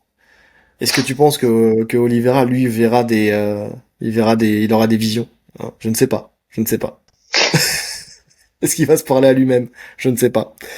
Et sur cette même carte, l'UFC 317 aussi, il y a une petite info qui est sortie là récemment. Costa Kopilov s'est annulé. Alors on sait pas encore le pourquoi du comment, mais voilà encore un flop pour Costa. De toute façon, tu sais quoi, moi quand j'ai vu ça, je me suis dit ouais c'est pas plus mal en vrai. J'ai plus envie de voir combattre Costa, mais vraiment plus. Tu vois, il y a des Ben combattants comme ça oui, où vraiment j'ai plus envie de les voir combattre et Costa il en fait partie. ouais, clairement. Franchement, Costa, ça y est, il est plus que l'ombre de lui-même depuis sa défaite contre Adesanya, parce que tout part de là, hein. C'est là où vraiment il y a eu un changement de Costa. Euh, ouais, il y a plus rien en fait, il y a plus de hype, il y a plus rien. Dans la cage, il délivre pas. Ouais, aucun Ouais, il va intérêt. faire un coup d'éclat par combat, un coup de pied retourné, un truc comme ça qui va faire chanceler l'adversaire, mais c'est tout quoi. On est passé de Costa le combattant à Costa Croisière. Tu vois, le type est là, il navigue sur, il navigue sur les flots, mais il a plus sa place dans une cage.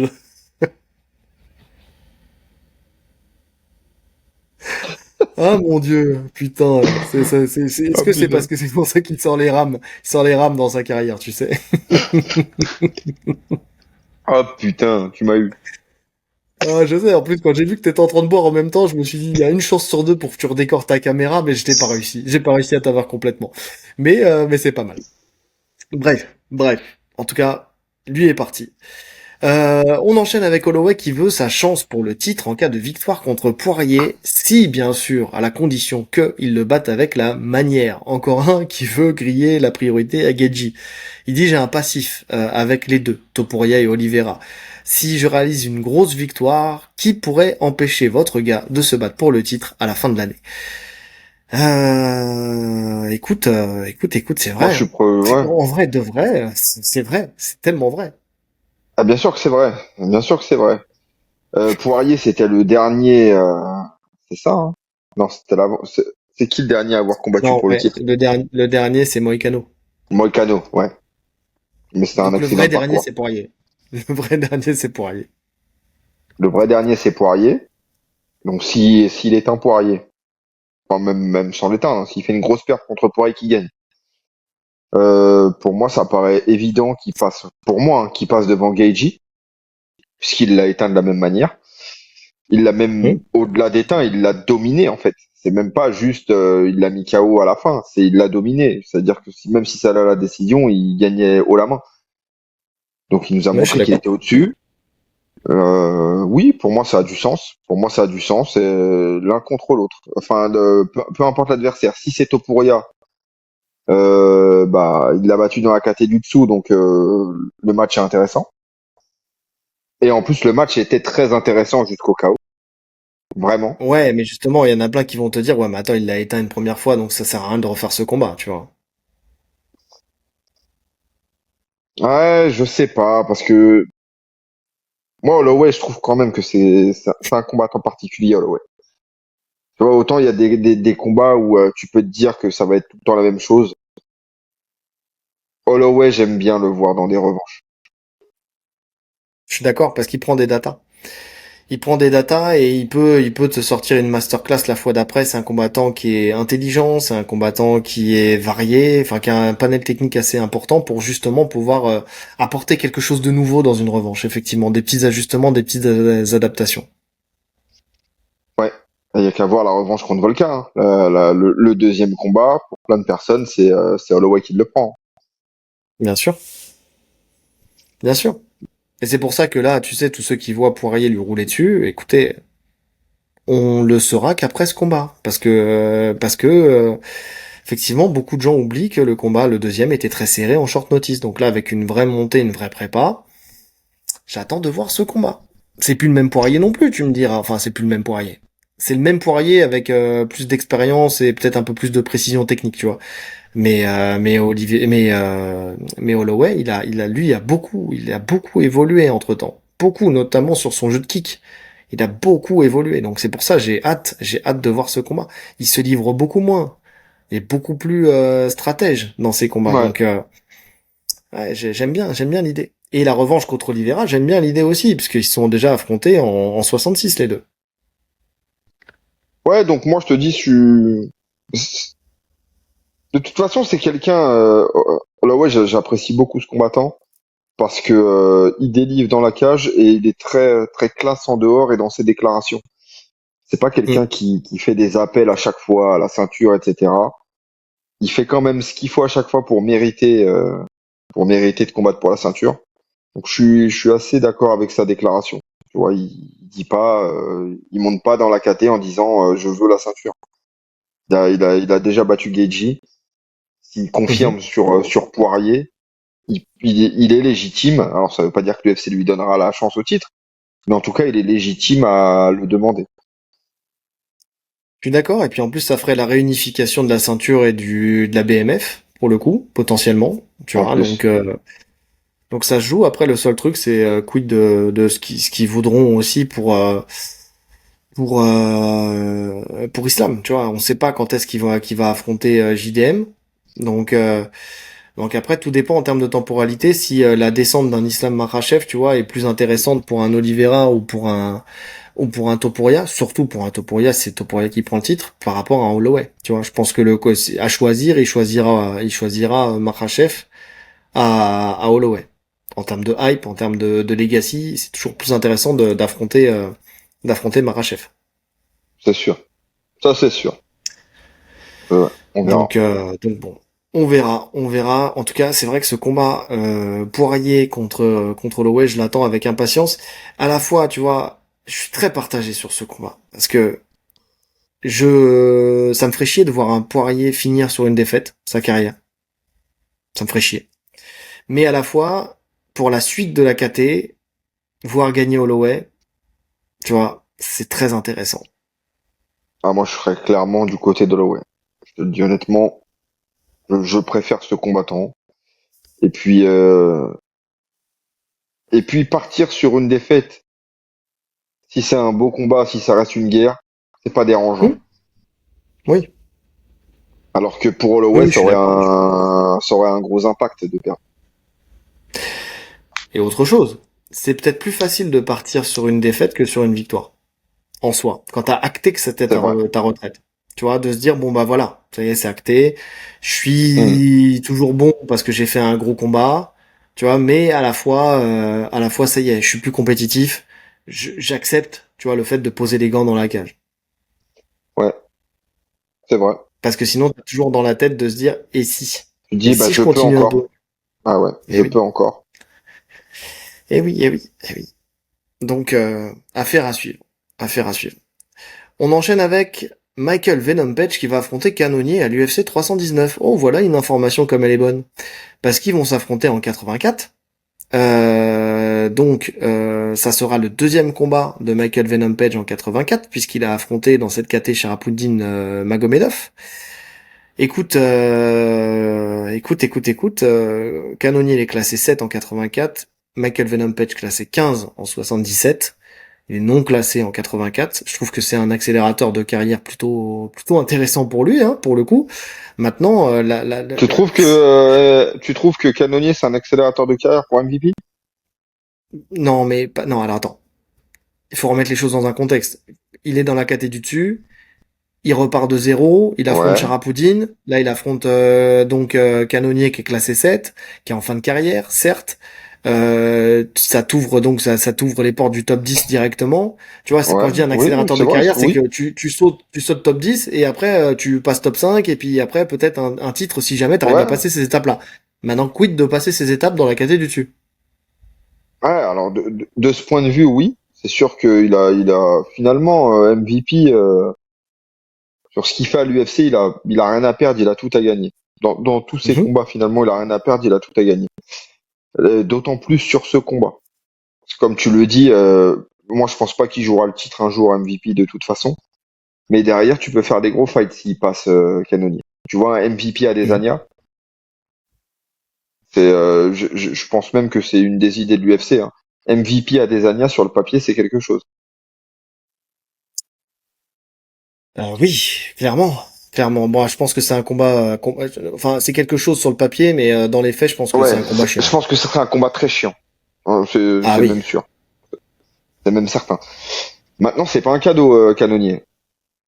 C'est pas un cadeau du tout Canonnier, parce que oui, il a eu des défaites récentes, mais contre l'élite de la KT. Là, on le met contre son dernier combat, c'était contre Robocop, contre Rodriguez.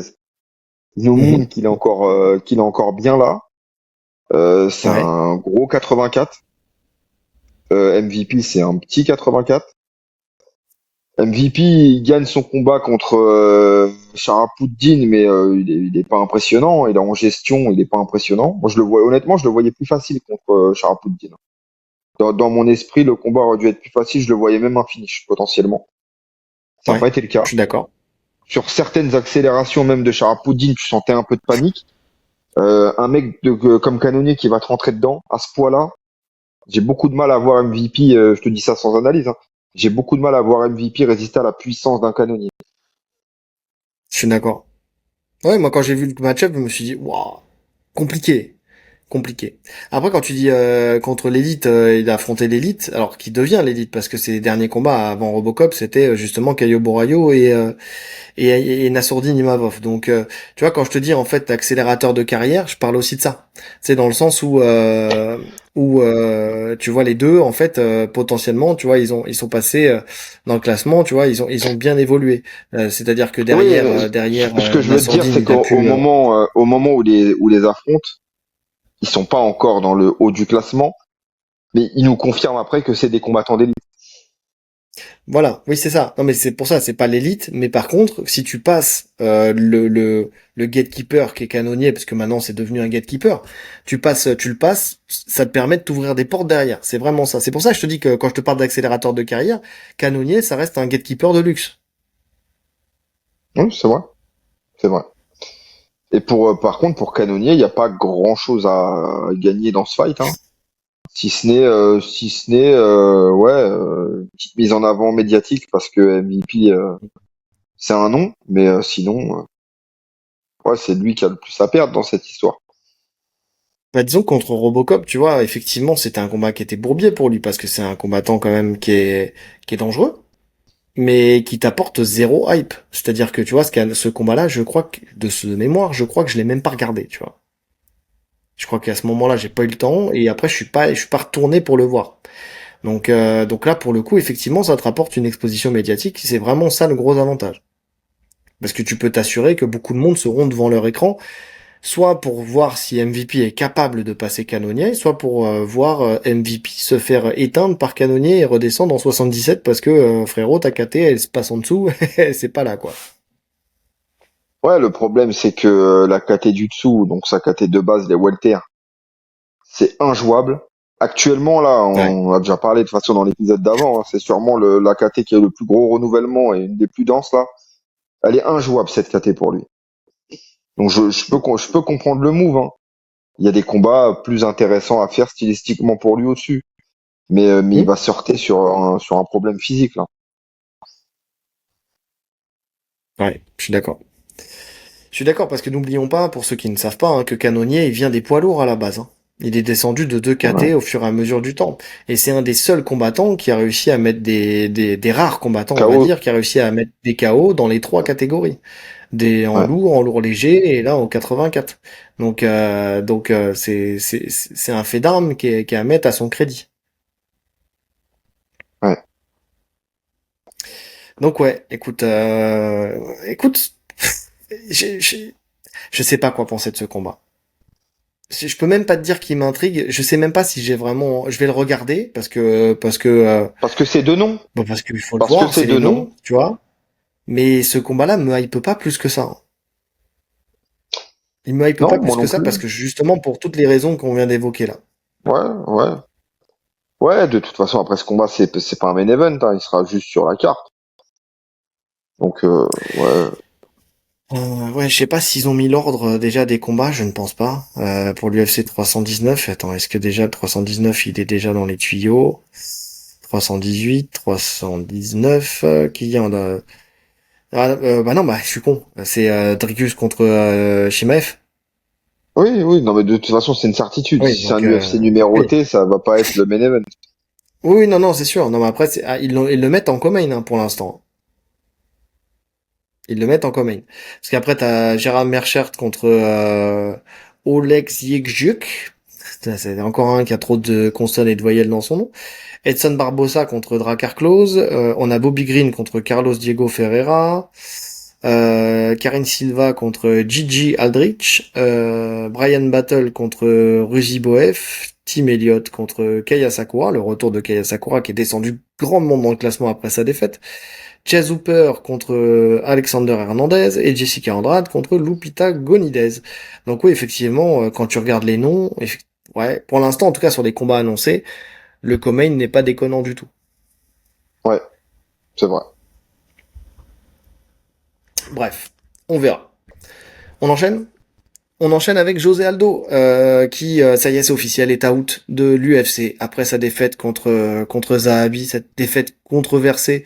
Il avait fait un discours sur fond de retraite où il disait qu'il avait plus la foi, qu'il avait plus la niaque. Pour lui, combattre, même faire le cutting, c'était assez compliqué.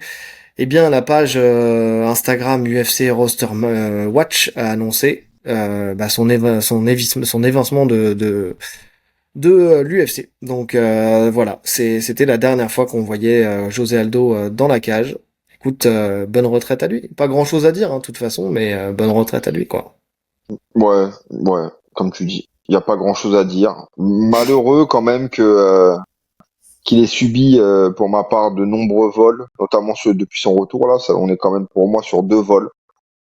Mhm. Euh, Justement, en plus, c'est plein de gens sont unanimes hein, sur le fait que ça soit un vol. C'est ouais, c'est vraiment dommage. Maintenant, je trouve quand même que ça a été un retour réussi. J'avais un peu peur de voir José Aldo revenir aussi tardivement à l'UFC. Il nous a quand même montré, et c'en est même surprenant, qu'il était toujours au niveau. Franchement, c'est un Mm. truc de fou. Le niveau de José Et Aldo. grâce à des adaptations. Ouais, et puis le niveau en boxe anglaise qu'il a ramené justement après ce passage en anglaise, mais sans toutefois oublier ses jambes, parce qu'il était Mhm. toujours aussi bon sur sur les blocages, notamment des low kicks. Et sur les low kicks, il commençait à relâcher un petit peu. Toujours la défense de lutte au point. Vraiment, José Aldo, tu le sens, hein, de toute façon, sur ses nombreuses défaites, c'est le physique qui lui a manqué. Voilà, il manquait de physique, mais même quand il était champion, il a toujours manqué de Oui. cardio, trop explosif, trop. C'est vraiment, ça a été son défaut pendant toute sa carrière. Mais techniquement, qu'est-ce que c'est fort, qu'est-ce que c'est beau à regarder.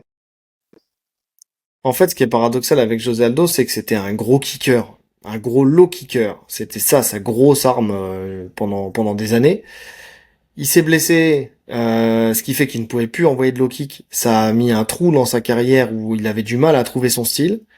Il a pris du recul, il a fait de l'anglaise, il a amélioré son anglaise, il a combattu en anglaise, il est revenu, il a comblé le fait de pas pouvoir envoyer de low kick pleine balle avec une anglaise létale, puissante, rapide.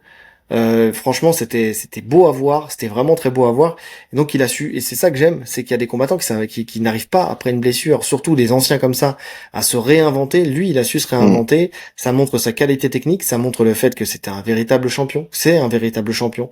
Pour arriver à faire ça à son âge, contre des jeunes en pleine bourre, et d'arriver à rester compétitif. Et là, d'avoir 2 défaites, certes, mais 2 défaites qui sont controversées, ça veut dire que potentiellement ça pouvait tomber de son côté. Ouais, non, José Aldo, c'est une légende de la discipline, c'est une légende de l'UFC, et c'est bien dommage que l'UFC ne lui ait pas donné le respect véritable qu'ils auraient dû lui donner pour une raison simple, la malchance d'être tombé dans une KT avec une étoile filante qui était Conor McGregor. Tu vois, ne serait-ce qu'à l'époque, tu sais, sur la revanche immédiate. C'est quand même en fait sa malchance c'est d'avoir été contemporain du prime McGregor. ouais, ouais. Maintenant, pour les connaisseurs et pour les gens qui suivent depuis longtemps, il a le respect de tout le monde, José Aldo. Bien sûr, Voilà, c'est une légende. bien sûr. C'est dans le classement des GOAT, il est clairement facile dans le top 5. Pour certains, c'est même le GOAT et ça me choque pas, tu vois, ça me choque pas hein, tu vois, je vais pas aller me battre bec et ongle, tu sais pour dire que non hein, tu sais si on prend le RMC Fighter Club, tu prends Baba, tu prends Alex Herbinet, 2 grands fans immenses de José Aldo, pour eux, ils mettent José Aldo bien avant John Jones pour plein de raisons. Écoute, je vais pas aller faire un bras de fer chinois avec eux pour savoir qui a raison entre John Jones et puis José Aldo, hein. Oui, mais parce qu'on Donc, l'a déjà dit, il y a pas de réponse à ce sujet. Il y a les bah préférences oui, de chacun, et puis après, finalement, une fois que tu as dit le top 5 des GOAT, l'ordre n'a que peu d'importance. exactement, exactement. Donc bon, bonne retraite à lui et ouais, j'espère quand même qu'on va le revoir sur certains événements. Tu sais, c'est comme un Dimitri Johnson qu'on voit performer en jiu-jitsu brésilien aujourd'hui, que tu vois dans les différentes salles faire des vidéos et tout ça. Tu vois, bah c'est pas le même caractère les deux, mais tu vois, moi je prends plaisir à suivre une suite de carrière avec lui. Tu vois, j'espère que José Aldo, on pourra le retrouver soit en anglaise, parce que c'était pas déconnant, hein, les combats qu'il faisait en anglaise, ils avaient plus de légitimité que beaucoup d'autres combattants de MMA ou d'influenceurs, soit revenir à ses premières amours, tu vois, recombattre en jiu-jitsu brésilien, parce qu'il faut pas oublier qu'à la base des bases, c'est une ceinture noire de jiu-jitsu brésilien. Donc c'est Ouais, vrai que, tu vois, j'aimerais bien resuivre un bout de sa carrière.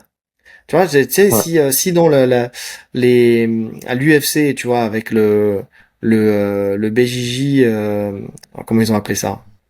J'ai plus perdu le nom. On en a parlé la semaine dernière. Bon, en tout cas, le pendant jiu-jitsu mmh, brésilien de l'UFC, s'ils arrivent à faire quelques super fights, tu vois, avec des combattants comme José Aldo, tu vois, moi je signe clairement, tu vois, comme fait le Fury en faisant combattre des combattants de jiu-jitsu brésilien, comme faisait aussi le putain en cage, c'était comment le Suge, Submission ouais, Underground, tu vois, avec des combattants de l'UFC. Écoute, s'ils arrivent à caler au milieu des jeunes loups, tu vois, du jiu-jitsu brésilien, des mecs du MMA et notamment des légendes comme ça, tu sais, des matchs qu'on peut voir, tu vois, justement, en jiu-jitsu brésilien, là, on les aurait pas vus en MMA. Écoute, pourquoi pas? Pourquoi pas? ouais. À voir. Justement, on parle de ce côté jiu-jitsu brésilien, ce pendant jiu-jitsu brésilien de l'UFC qui est en train de se mettre en place. Là, j'ai pas encore tout rattrapé, mais en tout cas, il y a le Road to the Title BJJ qui a commencé cette semaine, donc depuis lundi, pour savoir qui sera le combattant en lightweight et en je ne sais plus. Alors attends, en lightweight et en welterweight qui vont intégrer donc le roster du comment dire de bah enfin des compétitions en fait c'est comme l'UFC les UFC numérotés mais façon BJJ quoi en fait j'ai plus le nom exact en tête là je suis désolé ça me sort de l'esprit mais en tout cas ils vont faire le premier événement là la semaine prochaine si je me trompe pas. Putain, j'avais dit il faudrait que je reprenne mes notes de la semaine dernière. Bon bref, vous avez qu'à réécouter l'épisode de la semaine dernière si vous l'avez pas entendu. Mais en tout cas voilà, il y a ce Road to BJJ, cette espèce de tough version jiu-jitsu brésilien qui a commencé cette semaine. Je kiffe. Je sais pas si t'as pu en regarder un, je Non, t'avais j'ai dit pas regardé. non, t'as pas pu. T'as pas eu le temps. Écoute, je kiffe. Des petits épisodes qui durent entre 20 et 30 minutes, en moyenne 25 minutes, avec donc l'explication de qui combat contre qui, le petit profil de l'un, le petit profil de l'autre, on rentre dans leur intimité, voici ma femme, voici mon gosse, je fais ça pour ça, je fais ça pour mon gosse, je fais ça pour moi, pour l'argent, pour la notoriété, pour ce que tu veux. Tu vois, de rentrer, parce que c'est des combattants qu'on connaît déjà depuis longtemps. En plus, surtout, il y a des gros noms, tu vois, ils ont pas, franchement, ils ont respecté le jiu-jitsu brésilien pour le coup. Et c'est des combattants qu'on suit, mais tu vois, on connaît pas forcément Ouais, leur bah vie, leur leur vie. intimité, tu vois, en soi, tu vois. Et là, le fait de pouvoir la voir, pas rentrer vraiment, tu sais, c'est pas le côté voyeur, tu vois, c'est juste expliquer un peu la situation, le pourquoi du comment, Bah, pourquoi je combats, tu vois, quelle est ma c'est créer motivation. un storytelling avec le combattant, que C'est des gens ça, puissent s'identifier à lui. C'est ce que l'UFC faisait à l'époque, hein, avec les petites vidéos de présentation des combattants. C'est toujours intéressant. Moi, j'aime beaucoup ce côté-là. oui, c'est ça, tu sais, de se dire, voilà, Parce que j'arrive des finalement, favelas. tu, tu vois, même pour le grand public, même si tu connais aucun des deux, tu te mets devant l'événement. Le simple fait Hmm, d'avoir cette petite vidéo avant va te dire, ah, je veux voir un tel ou un tel gagner. Tu vois, tu vas c'est ça. forcément préférer un des deux et du coup, tu vas le suivre. Donc ça crée, oui, ça crée une histoire. C'est bien. Ouais, c'est ça, parce que tu vas te dire, ouais, lui, bah, je suis sensible à son histoire. Il arrive des favelas, sa femme elle est enceinte, il attend une petite fille, il a besoin d'argent pour sortir de alors pas de la misère parce qu'il en est sorti, mais pour pouvoir aider, tu vois, l'accompagner son enfant dans la vie de tous les jours, tu vois, être un père avec un père avec un plus plus, tu vois, on va dire. Bah, tu vas peut-être le suivre, tu vas peut-être vouloir le voir gagner, effectivement. Donc, ou peut-être il y a un profil qui va pas te plaire. Même si là, honnêtement. Ce qui est bien, c'est que il y a pas de profil comme dans le teuf où t'as un mec complètement décérébré qui va être là, qui va essayer de projeter Ouais. tout le monde dans la piscine et tout ça. Là, c'est des gens qui se connaissent pour la plupart. Tu vois, parce que forcément, quand tu fais du jiu-jitsu brésilien, bah, tu gravites. En fait, c'est ça la force du jiu-jitsu Mm. brésilien, c'est que surtout aujourd'hui, les gens vont d'une académie à l'autre et puis partagent beaucoup et puis se retrouvent sur les événements, sur les compétitions, on combat beaucoup. Tu vois, donc forcément, ça crée du lien. Les gens se connaissent parfaitement. Donc, tu vois, par exemple, je pense au coach Mikey Muzumeshi avec Isaac Doderling, tu vois, qui sont devenus amis au fur et à mesure du temps, tu sais, mais dans le circuit JJB, et qui là se Ouais. retrouve avec Doderling qui devient un des athlètes de la team Muzumeshi. Donc tu vois, c'est sympa, tu vois, c'est pour ça que tu vois qu'il n'y a pas d'animosité entre eux et qu'il y aura pas de bagarre, tu vois, il y aura pas, ils vont pas se battre dans la maison. Alors oui, tu peux avoir un peu de chambrage, un peu de provocation parce que ça reste des sportifs et que ça fait partie du monde des sportifs. Mais c'est toujours bon enfant et c'est toujours dans le respect, tu vois. Donc Il y a j'aime combien bien. d'épisodes là? Je crois qu'il y en a 6 pour l'instant. Donc là, j'en ai regardé 4 ou 5, il m'en manque quelques-uns à rattraper. Il m'en reste un ou deux à rattraper. Et donc, tu vois le classement évoluer dans les deux catégories au fur et à mesure.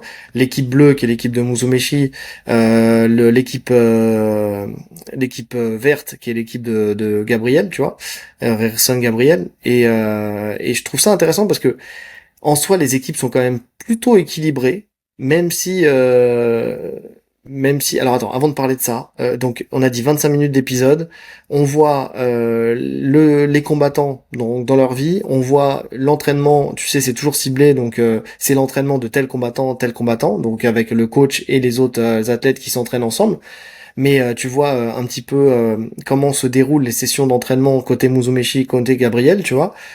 Et puis après, l'entrée dans l'Apex, chacun face à face, le 3 fois 5 minutes, et puis voilà le combat avec la victoire et la défaite de l'un ou de l'autre, tu vois, soit au point, enfin soit à la décision, soit à la soumission. Donc c'est plutôt cool. L'air de combat exceptionnel. Franchement, c'est top. C'est tu vois, quand tu regardes l'UFC Fight Pass Invitational où ça va dans le public, où ça va dans les publicités, dans les trucs comme ça, Ouais. où t'es obligé de remettre, attendez, regardez, attends, le pied il est posé comme ci, le pied il est posé comme ça, allez, on revient au centre, on se remet comme ci, on se remet comme ça, ou si la position elle est pas claire, à ce moment-là, on repart debout et tu perds le bénéfice de ce que t'avais travaillé. Là, au moins, il n'y a pas ce problème-là. J'adore cette ère de combat. C'est ouf de pouvoir l'utiliser, de pouvoir en faire une force. Tu vois, je trouve ça cool. Donc même si à mon avis entre chaque round monter en haut de l'aire de combat pour chaque combattant ça doit être monter l'Everest. Tu sais quand t'es vraiment mort que t'as fait un 5 minutes à fond, c'est moi je te jure il y a des fois je me dis il y en a certains, il y en a un jour il va dire vas-y balance la bouteille, vas-y je viens je monte Je pas. te jure, je reste en bas. Mais viens je reste en bas, viens c'est mieux. Tu vois que c'est stratégique. Tu sais tu dis au coach c'est stratégique frérot, fais glisser la bouteille, je te la renvoie après, il y a pas de problème. Donc ouais non c'est ouf. Le casting c'est un casting de folie. Donc, tu vois, chez les lightweight, Kiss Krikorian, tu vois, qui est champion du Polaris, Gianni Grippo, ceinture noire de Marcelo Garcia, tu vois, deux fois, qui a gagné deux fois les Nogi World IBJJF, Isaac Doderling, champion en 2022 des World IBJJF, Cisneros, qui n'a pas fait le poids d'ailleurs. Donc lui, on l'a pas vu combattre. Il est médaille de bronze à la DCC en 2024. Tu vois, enfin, des noms comme ça, il y en a plein, tu vois, qui ont gagné les PAN, qui ont gagné qui ont fait des médailles au World Nogi. Tu vois, Andrew Tackett, Jason Nolf, qui est deux fois champion de lutte national de lutte. Tu vois, qui s'est mis dans le grappling récemment. Andy Valera, tu vois, David Azare, c'est ceux que tu vois quand on a parlé du de la DXC, c'est celui qui a affronté euh, Freddy. qui a affronté et qui a battu Freddy, qui s'entraîne avec Gordon Ryan. D'ailleurs, pour la petite histoire, si je me trompe pas, c'est le seul à avoir endormi Gordon Ryan à l'entraînement, alors qu'il est ceinture Ah, c'est violette. lui. Là, il a gagné C'est son lui qui combat. avait Ouais, c'est affronté lui. Freddy? C'est lui qui a affronté Freddy, exactement. Il est plus fort en nogi qu'en kimono. Et là, de toute façon, il a fait médaille d'argent au Silver au trial ADC, au trial ADCC en 2024. C'est une machine, ce gamin, tu vois. C'est une machine. Et il avait gagné son combat contre, que je dise pas de Mais bêtises, attends, je sais attends, alors plus. ça recontextualise le combat de Freddy, parce qu'il a fait un combat de fou aussi, Freddy. Mais bien sûr. Mais bien sûr qu'il a fait un combat de fou. Mais Ah je me non, mais moi rappelle plus qui j'attendais avait ce gagné. combat. C'est David Euh, Saddaré à la c'est ça, et décision. d'ailleurs, moi, la décision, j'avais Freddy sur ma feuille. Oui, oui, oui. Donc, ah oui, ok, Donc ok. le casting, c'est un casting de folie. T'as des surprises. T'as vraiment des surprises. Tu vois, Gianni Grippo qui perd son fight, qui se fait étrangler, tu vois, par Carlos Enrique, je crois, si je me trompe pas. Enfin, vraiment, pour le coup, c'est top. C'est top, c'est des beaux matchs. J'ai un bémol, trop de clés de jambes. Il y a des combats où ça part dans les jambes. En fait, tu sais, mais ça c'est un peu le truc du moment, surtout en nogi. Il y a eu un moment en kimono où t'avais la 50-50 qui faisait des combats chiants. Tu Ouais. vois, où c'était du à toi à moi, de renversement, de machin. Là, et c'est pas que sur cet événement-là. Quand ça commence à partir du à toi à moi sur les clés de jambes, où tu sais que les deux vont pas taper, parce que justement quand Ah, t'as un c'est leg chiant. locker, c'est que tu défends à la perfection les clés de jambes, et que, alors certes c'est beau, ça tricote et tout ça, mais c'est beau 5 minutes, mais après quand tu sais que de toute façon ça va pas taper parce que les deux sont trop forts sur les Ouais, clés de faut jambes, passer à autre chose. Faut passer à autre chose. mais ouais, mais oui, mais oui, mais oui. Des fois juste, et d'ailleurs dans un certain combat, quand tu vois que ça passe à autre chose, c'est là où justement il y a l'opportunité d'aller finaliser. Tu vois, c'est ça que j'aime bien. C'est que Mais en plus, des fois le fait... très souvent, dans ce cas de figure où les deux s'acharnent sur les clés de jambes, c'est le premier qui va décider de passer à autre chose qui va gagner. Oui, alors des fois ça craque. Des fois il y en a un qui va arriver à s'installer un peu mieux que l'autre et puis il va réussir à placer la clé de jambe, tu vois. Mais c'est vrai que la plupart du temps c'est assez chiant quoi. Je crois que c'était Doderling contre Krikorian, si je me trompe pas. Ou Doderling, enfin les deux, tu vois, s'attaquent les jambes dans tous les sens et Doderling qui gagne à la décision parce qu'il a attaqué un peu plus sur la clé de cheville, tu vois. Mais tu comprends très vite que ça va pas taper. Passe à autre chose, passe à autre chose. Tu vois, c'est vraiment, en fait, les mecs, il y en a certains, ils se sont tellement mis dans la clé de jambe après, parce que c'est pas leur style de base, tu vois, mais ils ont tellement, tu sais, insisté sur les clés de jambe, les clés de jambe, les clés de jambe, qu'au bout d'un moment, ils en ont oublié qu'il y avait, que le Hmm. jiu-jitsu, c'était vaste, tu vois. Et ça me pose problème. Donc, Ouais. maintenant, même si je te disais, c'est parce que ça que je disais tout à l'heure, même si les équipes, elles sont plutôt équilibrées, on voit une différence quand même entre les coachs, entre le niveau des coachs. Mikey Muzumeshi, c'est quand même un autre niveau que Gabriel. C'est vraiment, tu sais, tu sens que le mec c'est un geek. Tu sens que quand il montre quelque chose, c'est précis. Tu sais, et puis il y a une implication de ouf. J'ai l'impression qu'il y a une véritable implication du côté Muzumeshi et on le savait déjà parce que il y avait eu des retours, tu sais, de combattants UFC qui avaient, tu sais, vu Muzumeshi sur un coin de tapis dans la cage parce qu'il est tout le temps à l'UFC Institute depuis longtemps maintenant. Tu vois, ça fait un moment qu'il a Hmm. l'Institute et en fait, tu sais, il y a les combattants qui viennent le voir, qui lui posent des questions, et en fait, le mec, il peut passer des heures à t'expliquer un mouvement, à tourner avec toi, et enfin, tu vois, à décortiquer un jeu, tu vois. Et en fait, tu t'en rends compte, là, dans cette émission, où tu sens que le mec, en fait, c'est trop. C'est trop à quel point il est investi dans l'émission. Et en fait, pour son équipe. Il est vraiment investi. Tu sens vraiment que il a à cœur que ses combattants gagnent. Tu le vois, il est derrière, le regard noir, t'as l'impression que c'est lui qui va combattre. Tu vois, vraiment, c'est ton moment, tu peux pas perdre. Tu vois, il y a vraiment une motivation de ouf qui est donnée. Je sais pas, il y a une énergie de ouf qui est dégagée par Muzumeshi. Moi, je kiffe. Je kiffe ce gars. C'est vraiment Mikey Muzumeshi. C'est vraiment un mec en or, quoi. Ça se voit, simple, simple, Ah ouais, mais tellement passionné. efficace. Ah ouais, non, mais tu Tu sais que ce mec-là, voilà, tu sais, si tu l'as près de toi, il va te faire évoluer de fait. Il va te faire évoluer de fait. Mais c'est par contre, c'est à l'inverse, c'est pour t'en débarrasser. Bon les gars, j'ai des enfants maintenant, il faut que je rentre chez moi. Non, non, non, mais viens, parce qu'en fait, tu vois, si tu places ton pied là à 90 degrés, j'ai pas fini de t'expliquer. Tu sens que le mec, tu peux jamais t'en sortir avec lui. Donc après, viens, on va manger des pâtes ou une pizza. Allez, viens, je vais Ou une t'expliquer. pizza. Parce que tu sais, lui, c'est un grand, hein, il fait ses pizzas lui-même, il fait des pâtes lui-même et tout Je ça. D'ailleurs, sais. il a invité tous les combattants à manger chez lui, tu sais, avec son père et tout.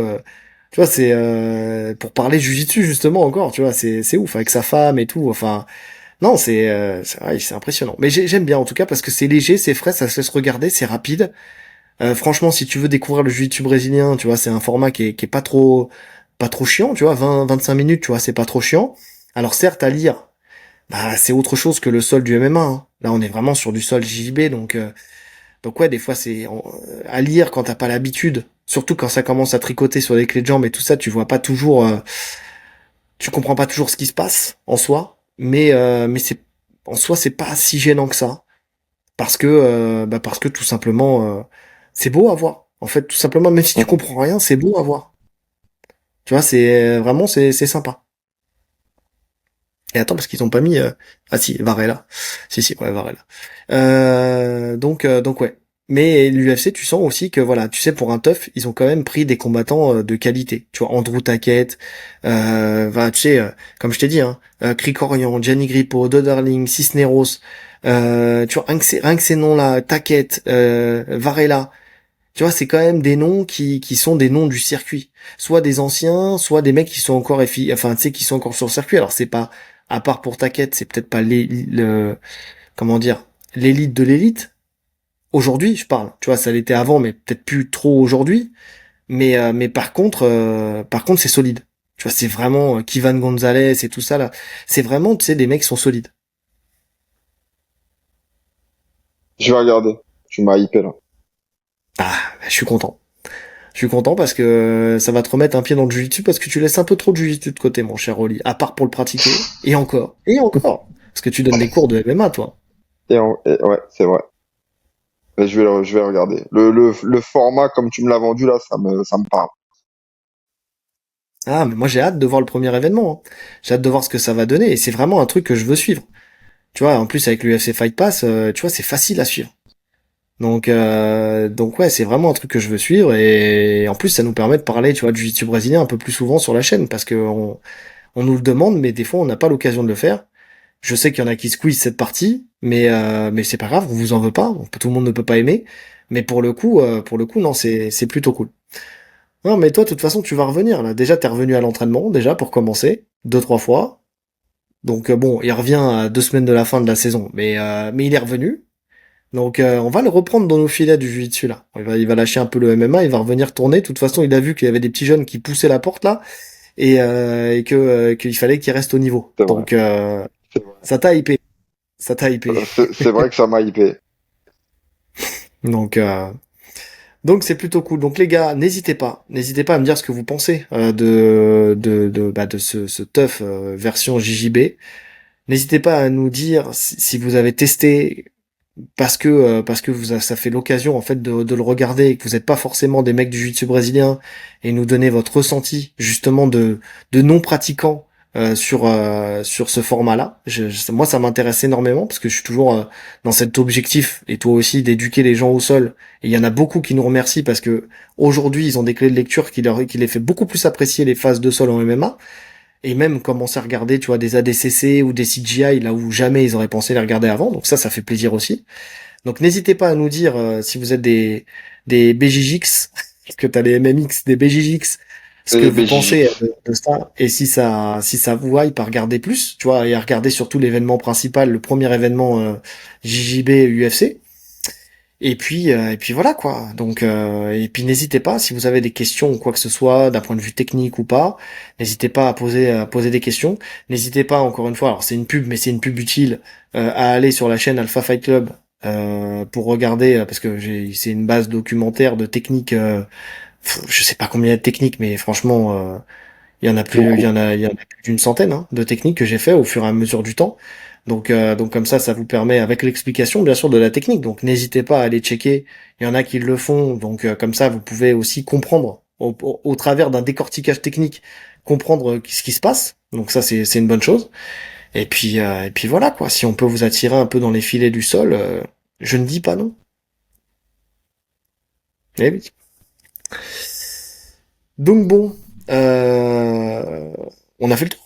T'as des choses à rajouter, une actu à rajouter ou quelque chose comme ça? Non. Non? Eh bien c'est parfait alors les amis. On a bien rattrapé le temps. Prochain épisode, si la technique nous le permet, c'est l'analyse de Topuria Topuria Oliveira. Oliveira. Ouais, voilà. Donc en début de semaine, j'avoue que ça me hype bien. En attendant, on a fait le tour. Donc likez, commentez, partagez, cliquez sur la cloche des notifications pour ne rien rater, les 5 étoiles sur toutes les plateformes de podcast, le lien Tipeee en description si le cœur vous en dit, et surtout le lien vers ImportFight avec le code TATAMI10 pour avoir 10% de réduction sur tout le site. Tout se passe en description. Et puis nous, il ne reste plus qu'à vous souhaiter une bonne journée Ou une bonne soirée. en fonction de l'heure à laquelle vous nous écoutez. Allez, salut! Salut!